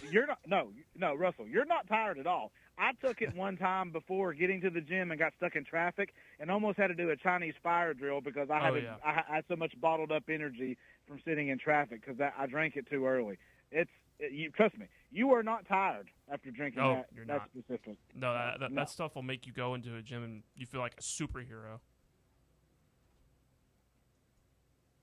But Russell, that's not why I called. I hope not. About your question about the 4-year and 5-year, should they?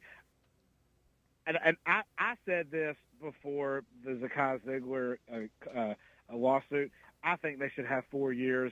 I think you got to draw the line somewhere, and the line is really blurred if you allow the 5th year, because where does it stop? Does it stop with this past cycle, or what? I think they have 4 years, red shirt, figure it out, fit it in that way. And I'm gonna be honest with you, if they were to have granted Zakai that 5th year, I would have been. Of course, I would have welcomed him back, but I was wondering where you're going to fit him in. So I think it's 4 years. I think that's the answer. Yeah, I mean, what happens to all the records that were set? And I know freshmen weren't eligible once upon a time, so there's a lot of guys that only played 3 years, but it just feels like there's a lot of history that won't be lost necessarily, but will have to be, we'll say, adjusted if you make this big change and you have guys playing for 5 years. So all these things that people don't want in college sports, nobody wants the 5th year, or at least not many people want the 5 years of eligibility. Nobody wants the NCAA tournament to be expanded to 72, 76, 78 teams. Nobody really wants a 30-plus team college football playoff. But all the powers that be are just falling all over themselves to do all these things that really don't make anything better. And meanwhile, the problems that college sports are experiencing just seem to be being solved so slowly. I do think the change from going to halves to quarters is the way to go, though. I think that would be a very good step in the right direction. And I also think it would help with the time, because we had a huge time issue this past basketball season. I mean, these games should not have been going on for 2.5, 2 3/4 hours, How does it shorten up the time? It's less breaks. You there, Daniel? We blow Daniel up? Sorry, Daniel. I don't like it's less breaks. They're not going to sacrifice commercial time, right? You're going to have the same amount of commercials in games. No, but it'd just be less time. It's like less stoppages in play for it. Like it'd be one in the middle of each quarter, maybe a longer one for the quarter end, but it's not 4 different media stoppages in each half. The media stoppages are not what really bother me. It's end of game stuff. Yes, the end of game, the reviewing everything, which isn't going anywhere because we're not going to tell. Well, they're going to give challenges now. It might get longer. Is that true? Are they giving challenges? That's one of the things they're looking at. When that slipped through the cracks, I didn't hear about that one. I don't mind one challenge. There is stuff that should be challengeable, but maybe just put a clock on how long it takes to review something. It was always something I'd hear. But media companies are never going to let that happen. Is that when you weren't here this week that came down? Probably. On Tuesday? Yeah. Yeah, I wasn't here for that one. But, the only thing you could do to speed that up is put a clock on top of officials to make a decision. And they're never going to do that because I think officials would hate that. Yeah, and also, they're going to push them whether or not they're going to get it right. Yeah, and also broadcast companies, they would love that stuff taking longer because it's more spaces for ads at the end of games. So that's not changing. My big thing is I'm starting to if you guys want to join in with me, and I'd appreciate the support, grassroots effort, save the 1-and-1. I think we're safe on that one right now. No. But we're not. That was another thing they're looking at. Yeah, you must have missed the day. There was a big college basketball slate of potential rules changes. So it was that in there. Going to quarters, coaches challenge. I know we talked about going to quarters yesterday. Yesterday we talked about that. Yeah, if you go to quarters, there's no more 1-and-1. 5 fouls, you shoot through. That's universal. You can't have one without the other. There's not. I mean, what would you do? 3 fouls, you get a 1-and-1? Yeah. No. In the women's game, they do 5 fouls, and it's pretty much a double bonus each quarter. Save the 1-and-1. I like the 1-and-1. I do love the 1-and-1. So I can count on your all support. Thank you. So much tension. I'll sign that petition. I know it's screwed us a million times, but it's also screwed our opponent a million times. It evens out. It's an equal opportunity screwer. Screwed nobody more than John Calipari and Tiger High. It's true. In the finals, who was it they lost to that Kansas. year? Kansas. In overtime, Mario Chalmers. Had it. Oh, yeah. Won. All they had to do was hit their free throws. Coming up, hour number 3 of the drive begins with the top 5 at 5. All the latest on the Zakai Ziegler situation. Tennessee baseball looking for a few good men. And the NBA Finals. Have we not talked about that? Indy taking Game 3 last night, and there was much rejoicing from the house of one Robert Baskerville. We'll also get a look at the U.S. Open leaderboard, day 1 in that hallowed tournament, and a couple of other things we're going to touch on for you coming up here in hour number 3 of the show. Stay with us. It's Fan Run Radio. Back with more after this.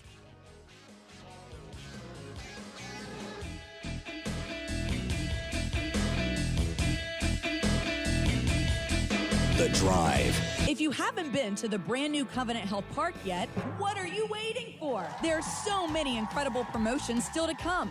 First, you asked for it, so you got it. All You Can Eat Wednesdays is back. And how about Thirsty Thursdays with half-off draft beers? Or maybe Smokey's Version Night, 4th of July, Pete the Cat Day, or Christmas in July. Check out all the great upcoming promotions at SmokiesBaseball.com and grab your tickets now.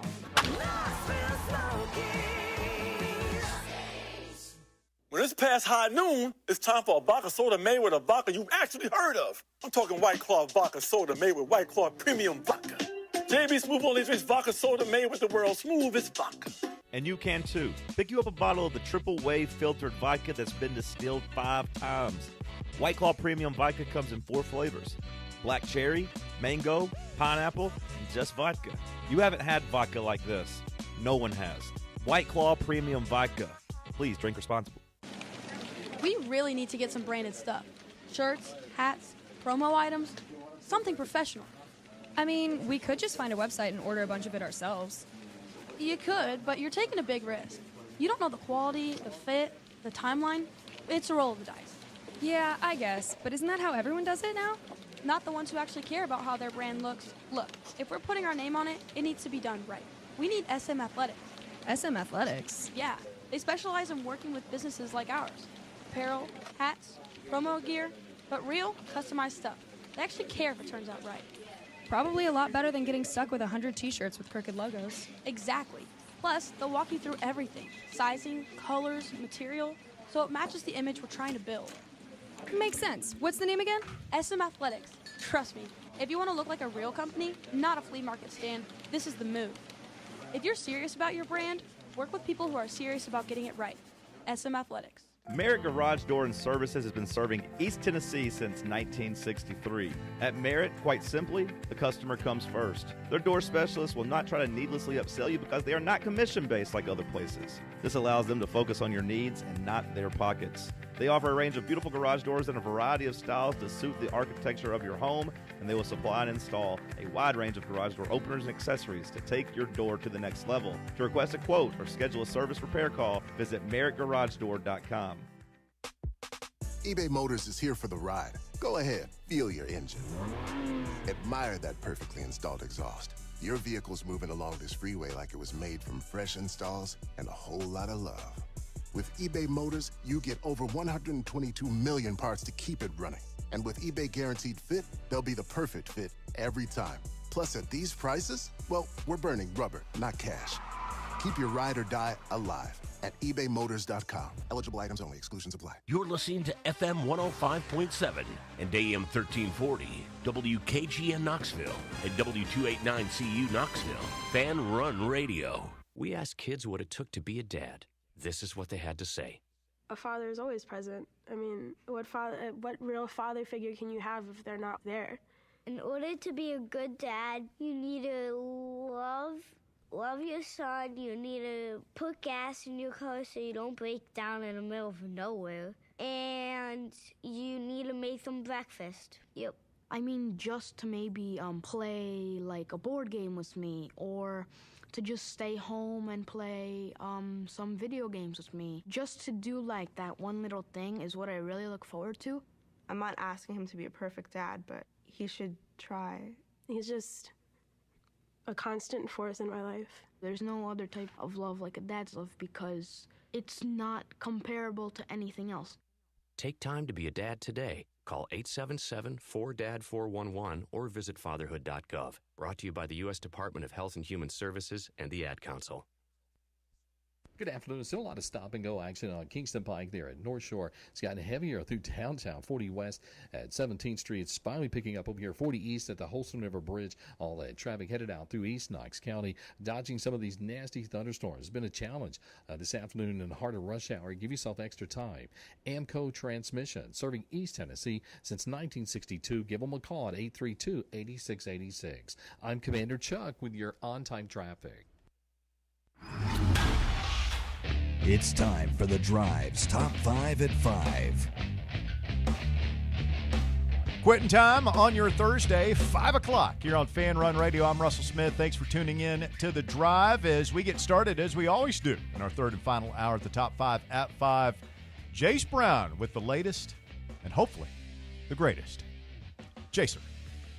Thank you. At number 1, Knox News' Adam Sparks, Mike Wilson, and Tyler Whetstone report that former Tennessee football player Grant Frerking, who gained fame during his playing career as a teenage CEO of what was described as a $1 million company, has tumbled into a mess of financial scams and legal issues that have him asking former Vols athletes for loans. In the past 6 months alone, a Davidson County judge also ordered Frerking to vacate 2 apartments in Nashville neighborhoods where he ran up nearly $16,400 in unpaid debts, according to court documents. All the while, Frerking has been accused of pretending to work for Metro Straw, his former ground cover business, to collect money from customers who sent payments believing he still worked there, only to be left without product delivered. Quote, Grant Frerking is a lying, unscrupulous SOB, said Doug Proctor, a Georgia man who told Knox News he was scammed by Frerking as a Metro Straw customer. All the time, he bills himself as a star football player at Tennessee as well as a gifted businessman. What a phony. He needs to be exposed. Tough look, to say the least. I've talked to a couple people, too, who have been reporting on this story who said that this might be just the tip of the iceberg. With him? Yeah, and there might be more to come out on all this stuff, so I don't know, man. I hope not. You just heard so many great things about this guy and just assumed that he was this young, dynamic entrepreneur who was going to go on to all these great things, and I just hope there's no kind of, criminal. Yeah, nothing criminal, nothing fraudulent. I hope, if it's just massive financial debt problems that he's gotten himself into. Well, look, man, life sucks, but you can come out of bankruptcy. You can put it back together, especially if you have an entrepreneurial spirit in mind, like it sounded like he did. Yeah. But I don't know, man. Not a good look. Oh, it's so weird. Just out of nowhere like that. At number 2, the ACC-SEC Women's Basketball Challenge returns for the 2025-26 college basketball season, and so does a classic clash between historic rivals Tennessee and Stanford. The Lady Vols, ranked number 7 in ESPN's Way Too Early Top 25, will travel to face the Cardinal on Wednesday, December 3rd at Maples Pavilion. Well, it's going to be really good. Is Tara Vanderveer still coaching? No, she retired. Yeah, she retired. Like at the end of that used to be a huge rivalry, her and Pat. Oh, yeah. Stanford and Tennessee used to go at it. Oh, yeah. So this is the ACC SEC Challenge. Correct. Stanford. Yes, Stanford. That's why I put it in there. As wrapping my head around that, man. Yeah. All right. That'll be a good one. I hope we win. Y'all think Kim is going to have those gals rip-roaring ready to go this year, or is there going to be kind of another growth year with so many young players, new players coming in? I think we're going to get talent. close. There's so much talent on this next team. I think you go Sweet 16 to Elite 8. I think we're getting close to well-oiled machine this year. Okay. I trust in Kim, Kimmy Hundo, Coach K. Yeah. At number 3, Bengals rookie defensive end Shamar Stewart left Cincinnati's mandatory minicamp Thursday amid a contract dispute. Stewart, the Bengals' first-round draft selection, has not participated in any of the team's offseason workouts. According to a source, the dispute is centered on interpretation of language in the contract that could affect guaranteed money. Quote, he wasn't here today, so we just focused on the guys that were here, Coach Zach Taylor said after the Bengals completed their 3-day minicamp. That dude's pissed. Yeah. Did you see his interview? I did not. Where he's calling the team out. He's like, it's their contract. They can do whatever they want. It's not good. Bold language for a rookie. Hey, man, it revolves around, they're trying to, experiment with some new clauses about what like underperforming and potential injury clauses where like it doesn't guarantee as much money in the whole rather than year by year. And his position is you don't do that to the last year's first round pick. Why do I have to be the guinea pig for this? I'm not going to sign this contract. And it's just same old stuff, you know. Whenever you hear about contract disputes, it's normally Cincinnati. It is what it is. But the past couple of years, it's different because the past couple of years the rookie contracts are slotted, and you might haggle over an I or a T here or there, but usually it's done pretty quickly and it's perfunctory. There's not a lot of drama associated with it, so this is a little bit different for these first rounders. Yeah, not good. No, not good for you. I mean, for Bengals fan, I don't care. My first round pick is signed, sealed, and delivered, baby. Yours is. Mine is not.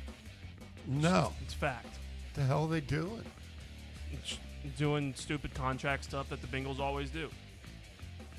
At number 4, the first round of the U.S. Open is underway from Oakmont Country Club in Pennsylvania. A scoreboard update as we have a new player in first place right now. Sungjae Im out of South Korea is 5 under par through 11. J.J. Spawn, who is the leader up to this point, is still at under 4 as he's through the day. Tied for third, Thurston Lawrence and Matthew Pavon are 3 under par. Pavon is just through 10 as Lawrence is finished. Tied for 5th, Siwoo Kim, Sam Burns, and Rasmus Niergaard Peterson. And your betting favorite heading into the weekend, Scotty Scheffler, is tied for 27th at 1 over par. Yeah, but Scotty's got the back 9 at Oakmont, and the easier holes are on the back 9, so I'd put some money that he comes in at even or under par before the day is done. Shout out to Tennessee's own Lance Simpson, who qualified for the Open this year as an amateur. He shot a 4 over 74, which puts him a couple of shots back. But other guys who shot 4 over 74 today include Rory McIlroy, Phil Mickelson, Deki Matsuyama, Tommy Fleetwood, Jason Day, Michael Kim. So, worst company. Yeah, VFL doing the thing. Yeah. And at number 5, a Sam's Club outlet had to destroy more than $10,500 worth of Spam and Vienna sausages after a 70-year-old man urinated on 2 pallets of the canned goods, Florida police allege. Cops charge that a witness spotted Patrick Mitchell relieving himself, quote, in aisle 18 at Sam's Club in Lady Lake in Orlando area town. The witness used her cell phone to take a picture of the defendant and reported the incident to store employees, according to a probable cause affidavit. Sam's Club managers reviewed surveillance footage and spotted a man walking up to the pallets and placing, quote, both hands in front of him below the belt line and stood there for several seconds, reported Detective Ronnie Williams, quote, behavior consistent with urination. Upon inspecting the area, workers, quote, confirmed that there was urine on 2 pallets containing about 188 bulk units of Vienna sausages and 345 units of Spam Classic. The merchandise had been contaminated with body fluids, requiring them to be discarded, the affidavit noted. Spam Classic? Spam Classic. Yeah, is there such a thing as new Spam? I guess there's so. different flavors, apparently. Like the original Spam. I work with somebody that's really into Spam. I mean, she grew up in Hawaii. That's a thing over there. Yeah, Spam is a thing Samoan, in Hawaii. like Hawaiian people love Spam. But yeah, there's different kinds of Spam. If it's done right, the classic Spam, if somebody knows what they're doing with it. How do you know what you're doing with Spam? It's meat in a can. Like, what do you do? There's some ways that she's made some stuff for me before. There's a lot of other stuff around the Spam. You put it on the grill? Grilled No, Spam? it's like a grill, Season your like Spam? a breakfast. She makes like these breakfast sandwiches. Have you had it? They're delicious. I haven't. That's a happy day when she comes in with a can of Spam. And I'm an American. A smile on her face. This is the 21st century. I don't eat Spam. I eat real meat. Bacon. Cooked in a skillet. Bacon. Steak. Pork. Bacon. Ground beef. One of the most processed meats you can buy. Bacon. It don't come out of no can, buddy. Comes out of a package. Whopplers. They have sausage in a can. It's true. Wait a minute. You see it at the grocery store. Sausage. Yeah. Oh, God. I love sausage. What was I'm a big the sausage phrase that they used? Behavior concurrent with urinating. Behavior consistent. So that guy's going to get arrested. He's also going to get a bill for 2 pallets. Behavior About consistent $10,000. with urination. I'm a big sausage guy. All right, thank you, Jace. That is the top 5 at 5 here on Fan Run Radio. Open lines the rest of the way. You want to jump in, take a shot now, 865-966-3435.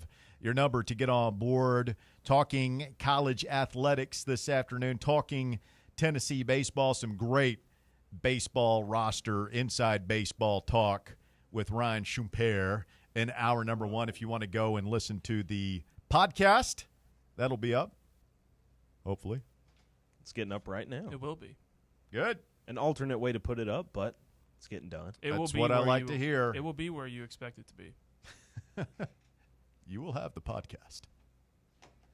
Zakai Ziegler denied the injunction as he seeks his 5th year of eligibility, and people are saying that's pretty much it.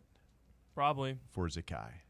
I'm sure there'll be some appeals processes and stuff, but we saw Roberto Osuna go through it for 2 months, and that story kind of died off after the ruling came down, and there's really nothing you can do from this point forward unless something happens from a higher power in government or the NCAA. I saw Charlie Baker of the NCAA in a story on ESPN earlier today quoted as saying that the NCAA has won 13 of the 16 extra eligibility cases in court the last year or two, and that he says they're appealing the other 3 that they didn't win, and they think they will win those 2. Does that include Pavia? That was what I was thinking. I believe so. Oh. Could be a problem for the Vandy boys. Could be. Yeah, it just feels like judges, the NCAA is going to win that one in court, which you can't really say a lot about stuff the NCAA does in court. No, maybe the NCAA is making a comeback. Maybe making a comeback. I mean, they get this house settlement, stave off bankruptcy, keep their basketball tournament, and now all of a sudden they're telling the kids they can't play. They're on a heater. How about that? Getting up off the mat. Today's hot question for those of you just joining us concerns this topic. How many years of eligibility should college athletes have? There's still a move by the NCAA. Hasn't been formally proposed yet, but it sounds like it's coming. 5 years to play 5, as opposed to 5 years to play 4, like it's always been. How many years of eligibility should college athletes have? 4 or 5? 273 votes cast now at Russell _Smith on Twitter. 66.3% of the audience says 4. 33.7% say 5. So it's about a 2/3 majority settling in here at say just stick with 4 years instead of going to 5. I've thought about it a little bit. I feel like I'm with you, Bear, on just like regular red shirts probably going out if this is where it goes.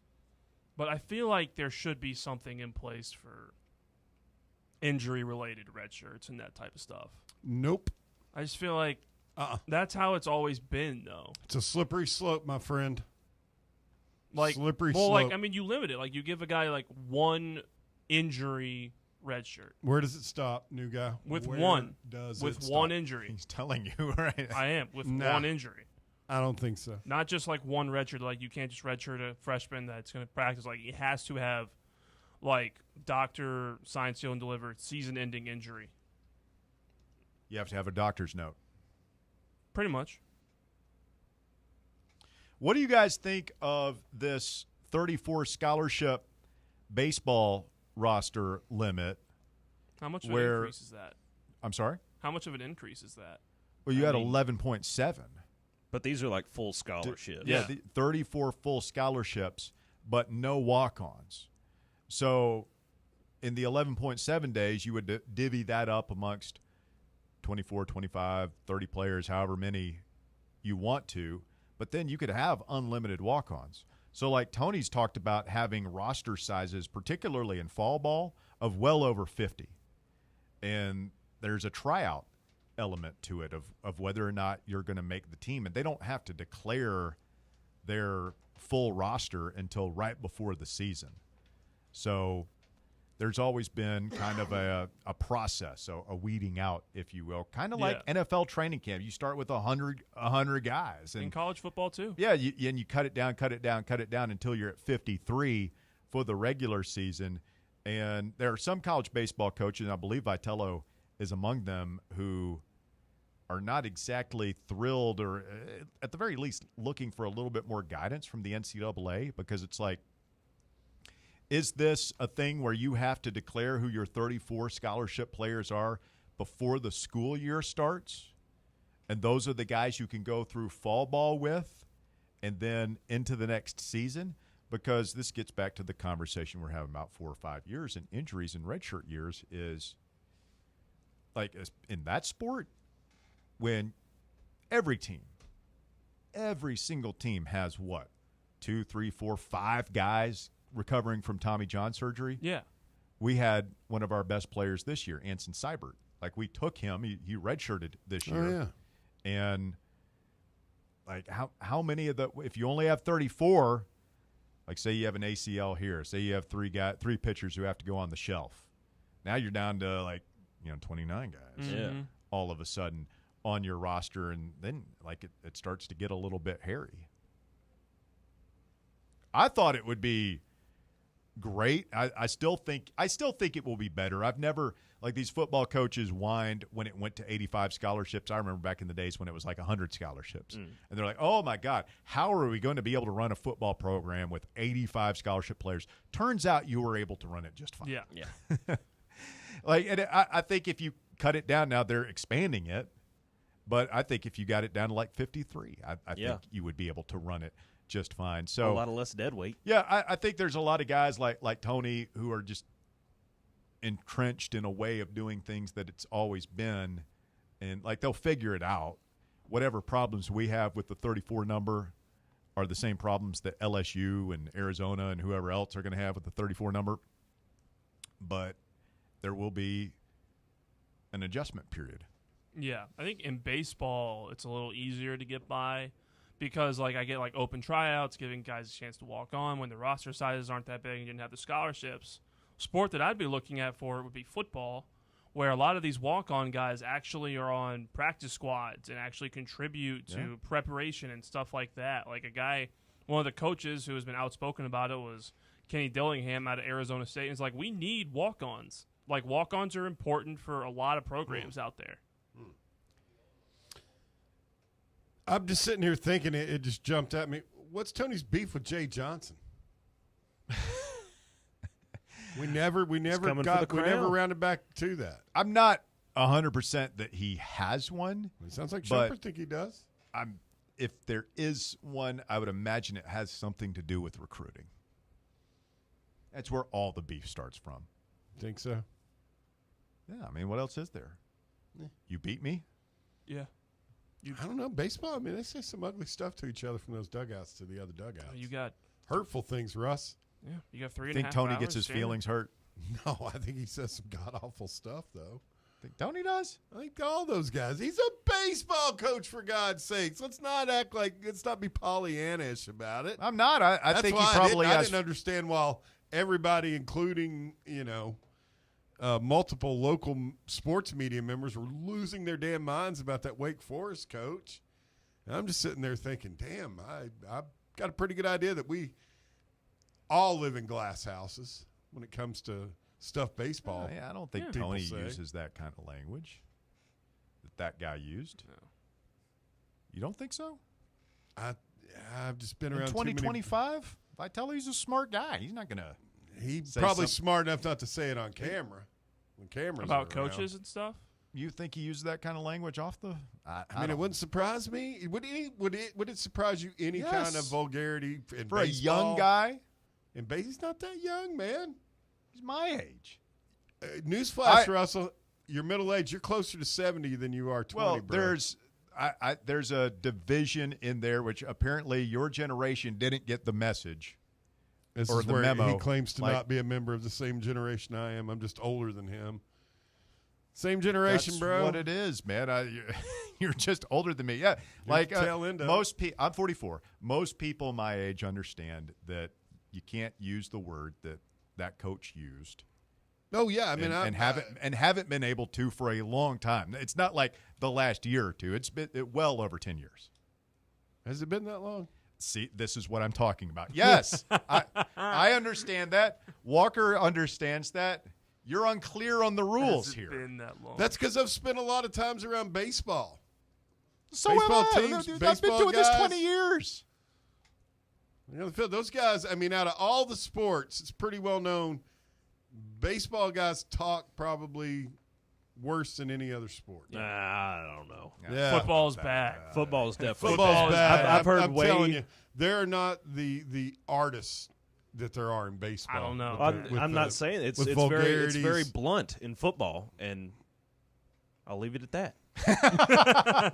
Jason's like, I've been on the receiving end of some I've of heard these tirades. many terrible things. I have too. I'm just saying, baseball's kind of different. A lot of times, it's funnier. Correct. Got a lot of football. You got to be football. mean. It's not just as scary. blunt. That's what I meant by blunt. They're to the point. Like you're worthless. No, it's worse than that. It's a lot. I realize Jason's that. like, trust me, I had a therapy this There's, morning. I'm still working through some things. There's a lot of stuff we can't say on air. Correct. 98% of it. Stay with us. Your phone calls coming up. 865-966-3435. If you want to get on the show, call or text The Drive today. 865-966-3435. It's Fan Run Radio. We continue next. The Drive. Miss any of your favorite Fan Run show? Listen to the podcast on our free Fan Run Radio app or wherever you listen to podcasts. Hey Knoxville! Surfside iced tea and vodka, made with real brewed tea, is only 100 calories, 2 grams of sugar, with no bubbles and no troubles. That's right, zero carbonation, so it's easy to sip and enjoy. Headed to a game day or party at a friend's house? Bring an iced tea or lemonade variety pack from Surfside, or try their green tea and new raspberry tea vodka. Find the can with the sunset stripes this season. Surfside iced tea and vodka, sold at bars, restaurants, and stores near you. Surfside iced tea and vodka, sunshine in a can. Must be 21 or older. Enjoy responsibly. Where are the best ribs in the Volunteer State? Rickard Ridge. Who has the best barbecue catering packages in East Tennessee? Rickard Ridge. And where is the most beautiful setting to enjoy a meal with family and friends? Rickard Ridge. Rickard Ridge Barbecue. Just a quick ride up I-75, take exit 134, hang a right, and Rickard Ridge is on your left, just inside Cove Lake State Park. Ready to launch your career? Axle Logistics is a leading third-party logistics company where excellence is an energy. With an award-winning culture, Axle proves that positive outcomes come from a positive environment and a work hard, play hard mentality. At Axle, the drive for success is infectious. And with an uncapped commission structure, hard work isn't just noticed, it's rewarded. For those with big goals and even bigger dreams, Axle Logistics is the place to start your career. Are you tired of hiding your smile because of crooked teeth? At Knoxville Smiles, we've got the perfect solution. Invisalign. No metal, no wires, just clear, comfortable aligners that straighten your teeth without anyone noticing. Eat what you want, smile with confidence, and see results in as little as 6 months. Call us today for more information about Invisalign, 865-539-1776. Or just visit us online at knoxvillesmiles.com. Smile brighter with Knoxville Smiles. Whether it's expanding your business, upgrading your equipment, or covering payroll, you can score big with swishfunding.com, the slam dunk solution for your business funding needs. If you have at least $25,000 in monthly revenue and been in business for at least 1 year, qualifying's easier than a layup. We fund up to $5 million in 24 hours. Go to swishradio.com. That's SWISH radio.com. Swishradio.com. Good afternoon. Sure hope you're having a great day. Beautiful sunshine being taken over by some afternoon clouds and some afternoon showers and thunderstorms. No severe weather threat, but some of those storms could become a little bit stronger with some strong gusty winds and some heavier rain, not to mention a little bit of hail as well. We're going to continue that trend as we get into our Friday, Saturday, Sunday, and Monday. Heavy rain on the way, 1 to 2 inches possible over the next 7 days. That's your latest forecast. For regular updates, check in with the East Tennessee Weather app or online at easttnweather.com. From the East Tennessee Weather Center, I'm meteorologist Mike Witcher for Fox Sports Knoxville, Fan Run Radio. Good afternoon. It remains busy on the interstate out here in West Knoxville. You name it, we've seen it. Still some volume there. 40 east and west passing Paper Mill as that traffic builds to the north now. 75 up into Anderson throughout Campbell County. It's gotten even more crowded over here at times. 40 east there at the Holston River Bridge. AMCO Transmission serving East Tennessee since 1962. Call AMCO at 832-8686. I'm Commander Chuck with your on-time traffic.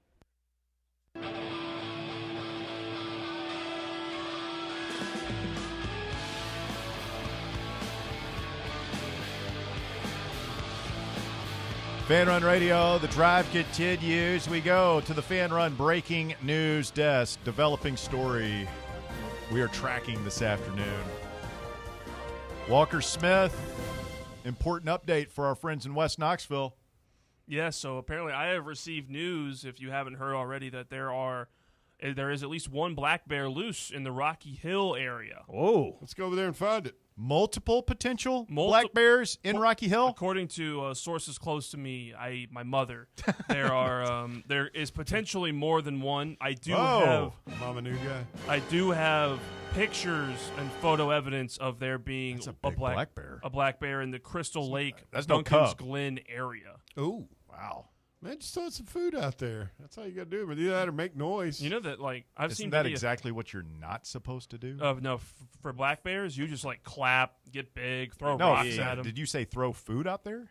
Food, probably not. I mean, worst case scenario, if it's going to have my guts for garters, then yeah, I'm going to throw him like some bologna or something. Don't some feed honey? the bears. Then they'll become. Then what they they'll tell have to you to destroy do. the bear. They come after you. So if you're in that area, don't leave your dogs outside for too long. Depends on what kind of dog you got. Dog will be a bear snack. Yeah, we don't want you don't want that. So I don't know, man. I've seen videos like bears. Black bears are not fierce like. No, but they could be. Like they're more scared of you than you are of them. Exactly. No, would you be worried if you had like a full-grown Rottweiler? I wouldn't worry if I had like a Rottweiler or a pit bull. I wouldn't want any dog near a bear. I'd pay to see that. Pit bull versus a bear, like get it riled up. A bear will absolutely Even a destroy black that bear? thing. Yes, that would they be- will destroy that thing. You don't think there's that'd be a any good dog match. breed that could take a bear on? No, No. German Shepherd Au versus a contraire, bear. mon frere, there are certain breeds that are bred specifically to protect livestock from bears. Where? In Russia? Like the Chinese Mastiff in parts of Russia. I think they're called Ovechkins. There's certain breeds. That's a hockey player. Yeah, it is. Ovechkins. That's also The a Ovechkin breed of dogs. giant dog. There's something, I think it's called a Kangal. It has this, they put these like collars on them that have these giant spikes so that bears and wolves can't bite their throats out. Texter says, according to Bear Grylls, no relation to our bear, black He fight wishes. back, brown lie on the ground. White say goodnight. Yep. You're dead. There's nothing. Well, if we got polar bears in Rocky Hill, then we're in real trouble. Yeah, if that That'd was be serious bad. problems. We'd be in a tough spot. You're a big Cincinnati guy. Have you been to the Natural Museum up there? I've not. No. They've got like a stuffed, full-grown adult male polar bear standing on its hind Oh, legs. God. That thing's like 13 feet tall. Yeah, those things get like huge. Huge. You can't do anything to them. No, you're done. You think a polar bear could take down 100 men? Yes. Actually, probably not. I think they could. We did this with. We've already done this. I don't care. We've I done think they this thing. could. Magic Mike says, dude, if you drink that pre-workout stuff, you will pee nonstop for the rest of the day. Thank Well, you, Magic You will Mike. pee, for but that. you know it's the same thing with coffee on the other end. You know, it's caffeine, and you gotta take it when you need it. Too much urination talk on the show. There's been a lot of urination. This The afternoon. Karelian bear dog. There you have it, new guy. Stick that in your pipe and smoke it. Yes, can you elaborate on those dogs a little bit? I'd like to know more The about Karelian bear the dog. Karelian bear dog. Yeah. They're bred to attack bears. Bred known for its history of being used to hunt bears, other large animals. They are not bred to fight bears in direct lethal sense, but rather harass, hold them at bay until a hunter arrives. As in one of these dogs, one of them can do that. Let's see what else. The Tibetan Mastiff, the Caucasian Shepherd Dog. I feel like you're making some of these up. No, Mastiffs are real dogs that are very scary. The Tibetan Mastiffs Very are cute. like 300 pounds. I mean, it'll show you video evidence of these things fighting them.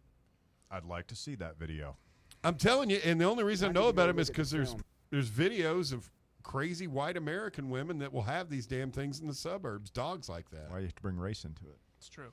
Because they're the only people that would point. ever go out and try and domesticate a borderline wild dog that is white American women. Yeah. You think they have the They're white women have predisposed. you're on a slippery slope here, my friend. No, Yeah. I'm not. Black women don't do anything crazy. Not like that. Bring home a What are cheetah you or talking something. about? Bring home a dangerous wild animal. How did we get here? I don't know, but we're going to move along now and talk about the NBA Finals for the first time today on the show. The Indiana Pacers. Heck of a game last night. Take Game 3 from OKC. They go up 2-1 in the series and a chance to take a commanding lead tomorrow night. They win Game 4. I mean, that's pretty much OVER at that point, right? Yeah. Barring an historic finals collapse. I wouldn't call it over just because, Oklahoma City is really good. But a couple of fun stats that I heard watching the game and on Twitter, two of them. The Indiana Pacers are, I believe, they have a winning or they're undefeated or only have one loss this playoffs after losing a game. I'm pretty sure they're undefeated after losing a game in these playoffs. And they are also undefeated with Caitlin Clark in the building. That's the one I was going to go to. I mean, do you have to, at this point, take her with you to OKC, or can you just be secure in the knowledge that you've got 3 more games at home, or I'm sorry, 2 more games at home with a 2-1 lead, and you just break her out for the home games? Well, I believe there is an upcoming scheduling conflict where the Fever are going to be in, I think, Golden State. Yeah, I forgot about that. She's playing right now. Yeah, she's playing. She might have a game the night the Pacers have Game 4, or it's either Game 4 or Game 6. That would be so could funny be a problem. if they had, it could be a problem. That would be hysterical if they ended up losing the series and they blamed it on Caitlin Clark having to play for the Fever instead of going to the game. I mean, I'm not saying I wouldn't be for her skipping the game to go make sure that the Pacers get the job done. I'm sure Bob Baskerville would approve. Bob Baskerville. What's it worth, the Fever, at that point? Like, could you buy her up and say, listen, we'll give you $2 million. She's our good luck Pacers? talisman. We just need her for one night. She has to be at that game. She has to be there. She does. She has to be there. And now this series is definitely at least going 6. So whichever game it is, I'm trying to find the schedule. There will be a conflict that needs to be addressed by Caitlin. Surely they can set up a private jet for her to get her to OKC for one of these games. Pretty sure they would. Did you see where somebody like Angel Reese has been quote tweeting herself, but she was like the fastest player to 500 rebounds, and then a couple of guys went and broke down how many of them were on her own misses, her own missed layups. A lot of them. And it's like 70%. It's a lot. Is she being accused of missing on purpose to pad her rebound stats? No, like I Dennis just think Rodman? everybody realizes that she's just sucks at layups. She misses layups. She does miss layups. And she's taller than everybody. Well, as long as she's rebounding them again, I mean. Yeah, but don't act like she's the second coming of Wilt Chamberlain or Dennis Rodman on rebounding. I don't know anyone that said that.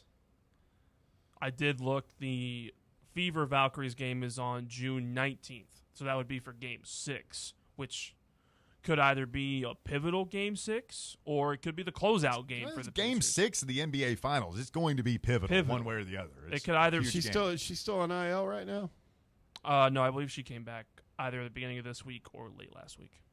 Give it a week. I'm sure one of those battle axes in WNBA will hurt her. Oh, whoa! I'm telling you, if you not, I've gotten into the WNBA. They are a lot more. It's a little catty. They've got like 8 or 10 Draymond Greens running through that league. Well, they also don't. That fly. one girl. Well, just the conversation around Caitlin Clark and Reese is really catty. A little bit. Just. I mean, when you've catty, got racist. all these, when you've got all these, there's a lot going on there. There's a lot there. Former NBA players who are just calling them all out, the talking heads and the players in WNBA, and it's like. You just don't like her because she's good. What do you guys think about the conversation around Richard Jefferson and Doris Burke? Because I found last night watching the game, I love Mike Breen. He's one of the best. He's just phenomenal. And there was one point where the Pacers made a run, and they just had one of those perfect crowd shots, and he didn't even say anything. They just went to break. So good. And I was like, man, that was a good piece of television. And then Richard Jefferson opens his mouth. And I'm like, first of all, what?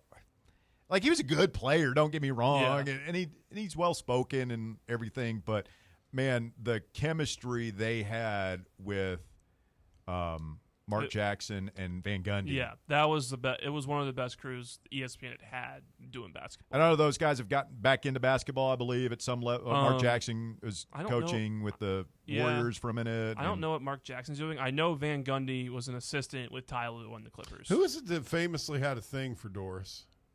I can't remember. So I wonder, what is surely they can get somebody better. Yeah, to pair with Mike Breen.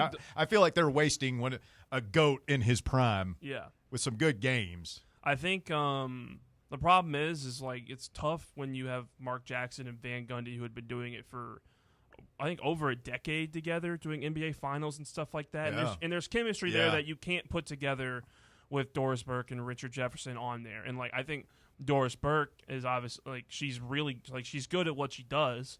And Richard Jefferson kind of blew up as an analyst when he got in there.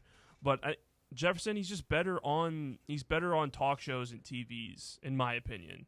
And it's hard, especially with a 3-man booth, to throw 2 analysts that haven't worked together for more than a season on there and have them replace a really good tandem in the NBA Finals. It's just tough. Well, we'll see. I know there's a lot of discussion out there. People feel the way I do, that it's taken a step back in terms of quality, but we'll see if they can't improve a little bit. Coming up, a Dr. Pepper recall? Oh, no. Plus, if we have time, more U.S. men's national team drama. Oh. Christian Pulisic. We can skip the Dr. Pepper stuff if we just want to do that. Chiming in. Stay with us. The Drive continues. The shocking conclusion coming up next right here on Fan Run Radio. The Drive. Can't get enough Fan Run Radio? Download the free Fan Run app and take the best Tennessee sports conversations with you wherever you go. Citizens National Bank. You want a bank that lets you bank when and where you want to. Your local branch, the grocery store, your computer, your phone, it's up to you. You want people who care about taking care of you and your money too. Citizens National Bank. Banking never felt so good. Barley's has live music on weekends, general team trivia on Wednesday nights at 8 p.m., and now live sports trivia, courtesy of the Knoxville Trivia Guys, every Thursday night upstairs. The game starts at 7 p.m. and is free to play for everyone, so head on down to the Old City and show off your sports knowledge and win gift cards to Barley's. Use those gift cards to buy some delicious food and drinks, and you can take it all in with their wide selection of TVs and indoor projectors. Barley's Tap Room and Pizzeria. When it comes to making plans, you are the best. What about those round trips that you plan in advance, which are perfect on your way there and perfect on your way back? Or those meetings with friends for which you make a group chat 3 months before so that nobody or anything is missing? Or your daughter's first birthday party? You planned it with such dedication that instead of the first, it felt like our 15s. The same way you plan each detail for those moments. Start planning to protect you and your loved ones from a natural disaster. Sign up for local weather and emergency alerts. Prepare an emergency kit and make a family communications plan. Protecting your family is the best plan you can make. Get started at ready.gov/plan. Brought to you by FEMA and the Ad Council. A brand built in Tennessee and born from the love of the game, Inward Half revolutionizes golfing comfort. Crafted by a former pro and dedicated enthusiast just like you, our luxury performance wear guarantees you stay cool and comfortable through every swing and every day. We're not just a brand. We've set out to create a lifestyle for those who understand that impeccable style and premium performance are a hole-in-one. Enjoy the walk-in with Inward Half. Do you love to gamble? Do you enjoy listening to people talk about gambling? Well, then I have some good news for you. Every weeknight at 6 p.m., you can hear John Reed and William Pattison go over the slate, thanks to our friends at VIP Play. Sports topics aren't always black and white, but on the slate, they are always green. Nothing but trends, angles, and bets to try to make you some money. The Slate, presented by VIP Sports on Fan Run Radio, weeknights from 6 to 7 p.m. Good afternoon. It remains heavy on the interstate out here in West Knoxville, 40 east and west over the top of West Hills. It's still crowded Broadway going outbound through the Fountain City area as it picks up even more. I-40 out through Sevier, Jefferson County. Still dodging a few showers out here. Just depends on where you are. Hey, turn your gold and silver coins into cash right now at Fountain City Jewelers, right there next to Litton's. I'm Commander Chuck with your on-time traffic. It's time for Will It Suck? It's time for Will It Suck? It's time for Will It Suck? Spaceballs 2. It's happening. Mel Brooks, the legendary comedic director, announces today the long-awaited Spaceballs 2, The Quest for More Money, due to hit theaters in 2027. Mel Brooks is back. Bill Pullman back as Lone Star. Really? Even Rick Moranis will be back to reprise his role as Dark Helmet. What are they going to do about Barf? And the great John Candy died 30 years ago. Will it suck? No, it's Mel Brooks. When was the last Mel Brooks movie? Oh, man. Let me find it. I don't know because Robots in 2005 was a notable one. Never heard of that one. That was a great movie. It was a really good movie. Robin Williams? Yeah. Mel really Brooks good movie. is Ewan McGregor? Ewan. His movies easy to problematic. His style of humor nowadays. Go rewatch Blazing Saddles. Oh, I think that's what's gonna be. That's what's good. Is like I'm hoping the new Naked Gun movie that's coming out. People are begging for raunchy, inappropriate humor.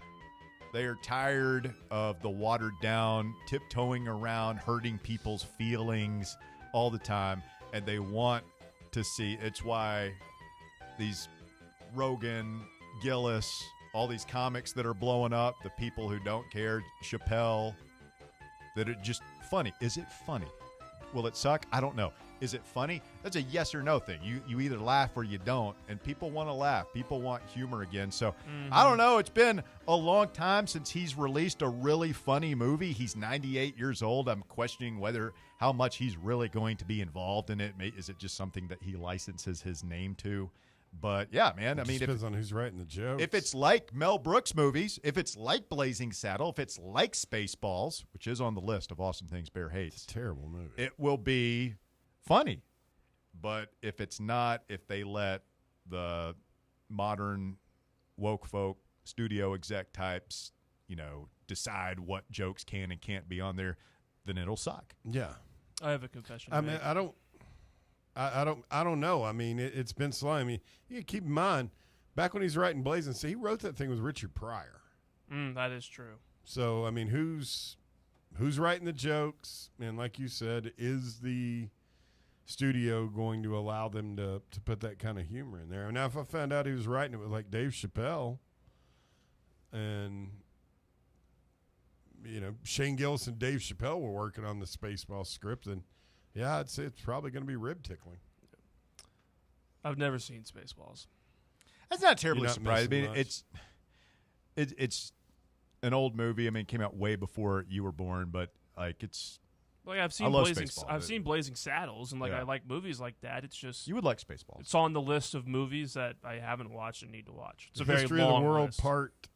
Was it part 1 or part 2? 1? Part 1 That's was the joke. hilarious. Yeah, no, I'm going to go out on a limb and trust my inner instincts and say that it won't suck, and that Mel Brooks and the people that are helping him will make sure that it is actually good and lives up to the That's all we original. can hope for. Yeah. All right, that is Will It Suck? Let's see what else we got before we get out of here. The slate coming up next. Hundreds of thousands of cans of Dr. Pepper Zero are being recalled because they're incorrectly labeled as a zero sugar product when it's actually a, quote, full sugar product, according to the FDA. How do you mess that up? I don't know, man. So Listen, they put fully. I love Diet Dr. Pepper. Always have it in my fridge. Had some earlier today. Some might say it's my life source. I've tried Dr. Pepper Zero. These are two different things. It's like Diet Coke and Coke Zero. Yeah. I was not a fan of Dr. Pepper Zero. I found it a little bit on the sweet side. Maybe this is why. Maybe it was just sugar. Maybe it was just Dr. Pepper instead of Dr. Pepper Zero. I don't. Was this a mislabeling? Like, should this have been pumped into like? Was it full blown just regular That's what Dr. it sounds Pepper? like.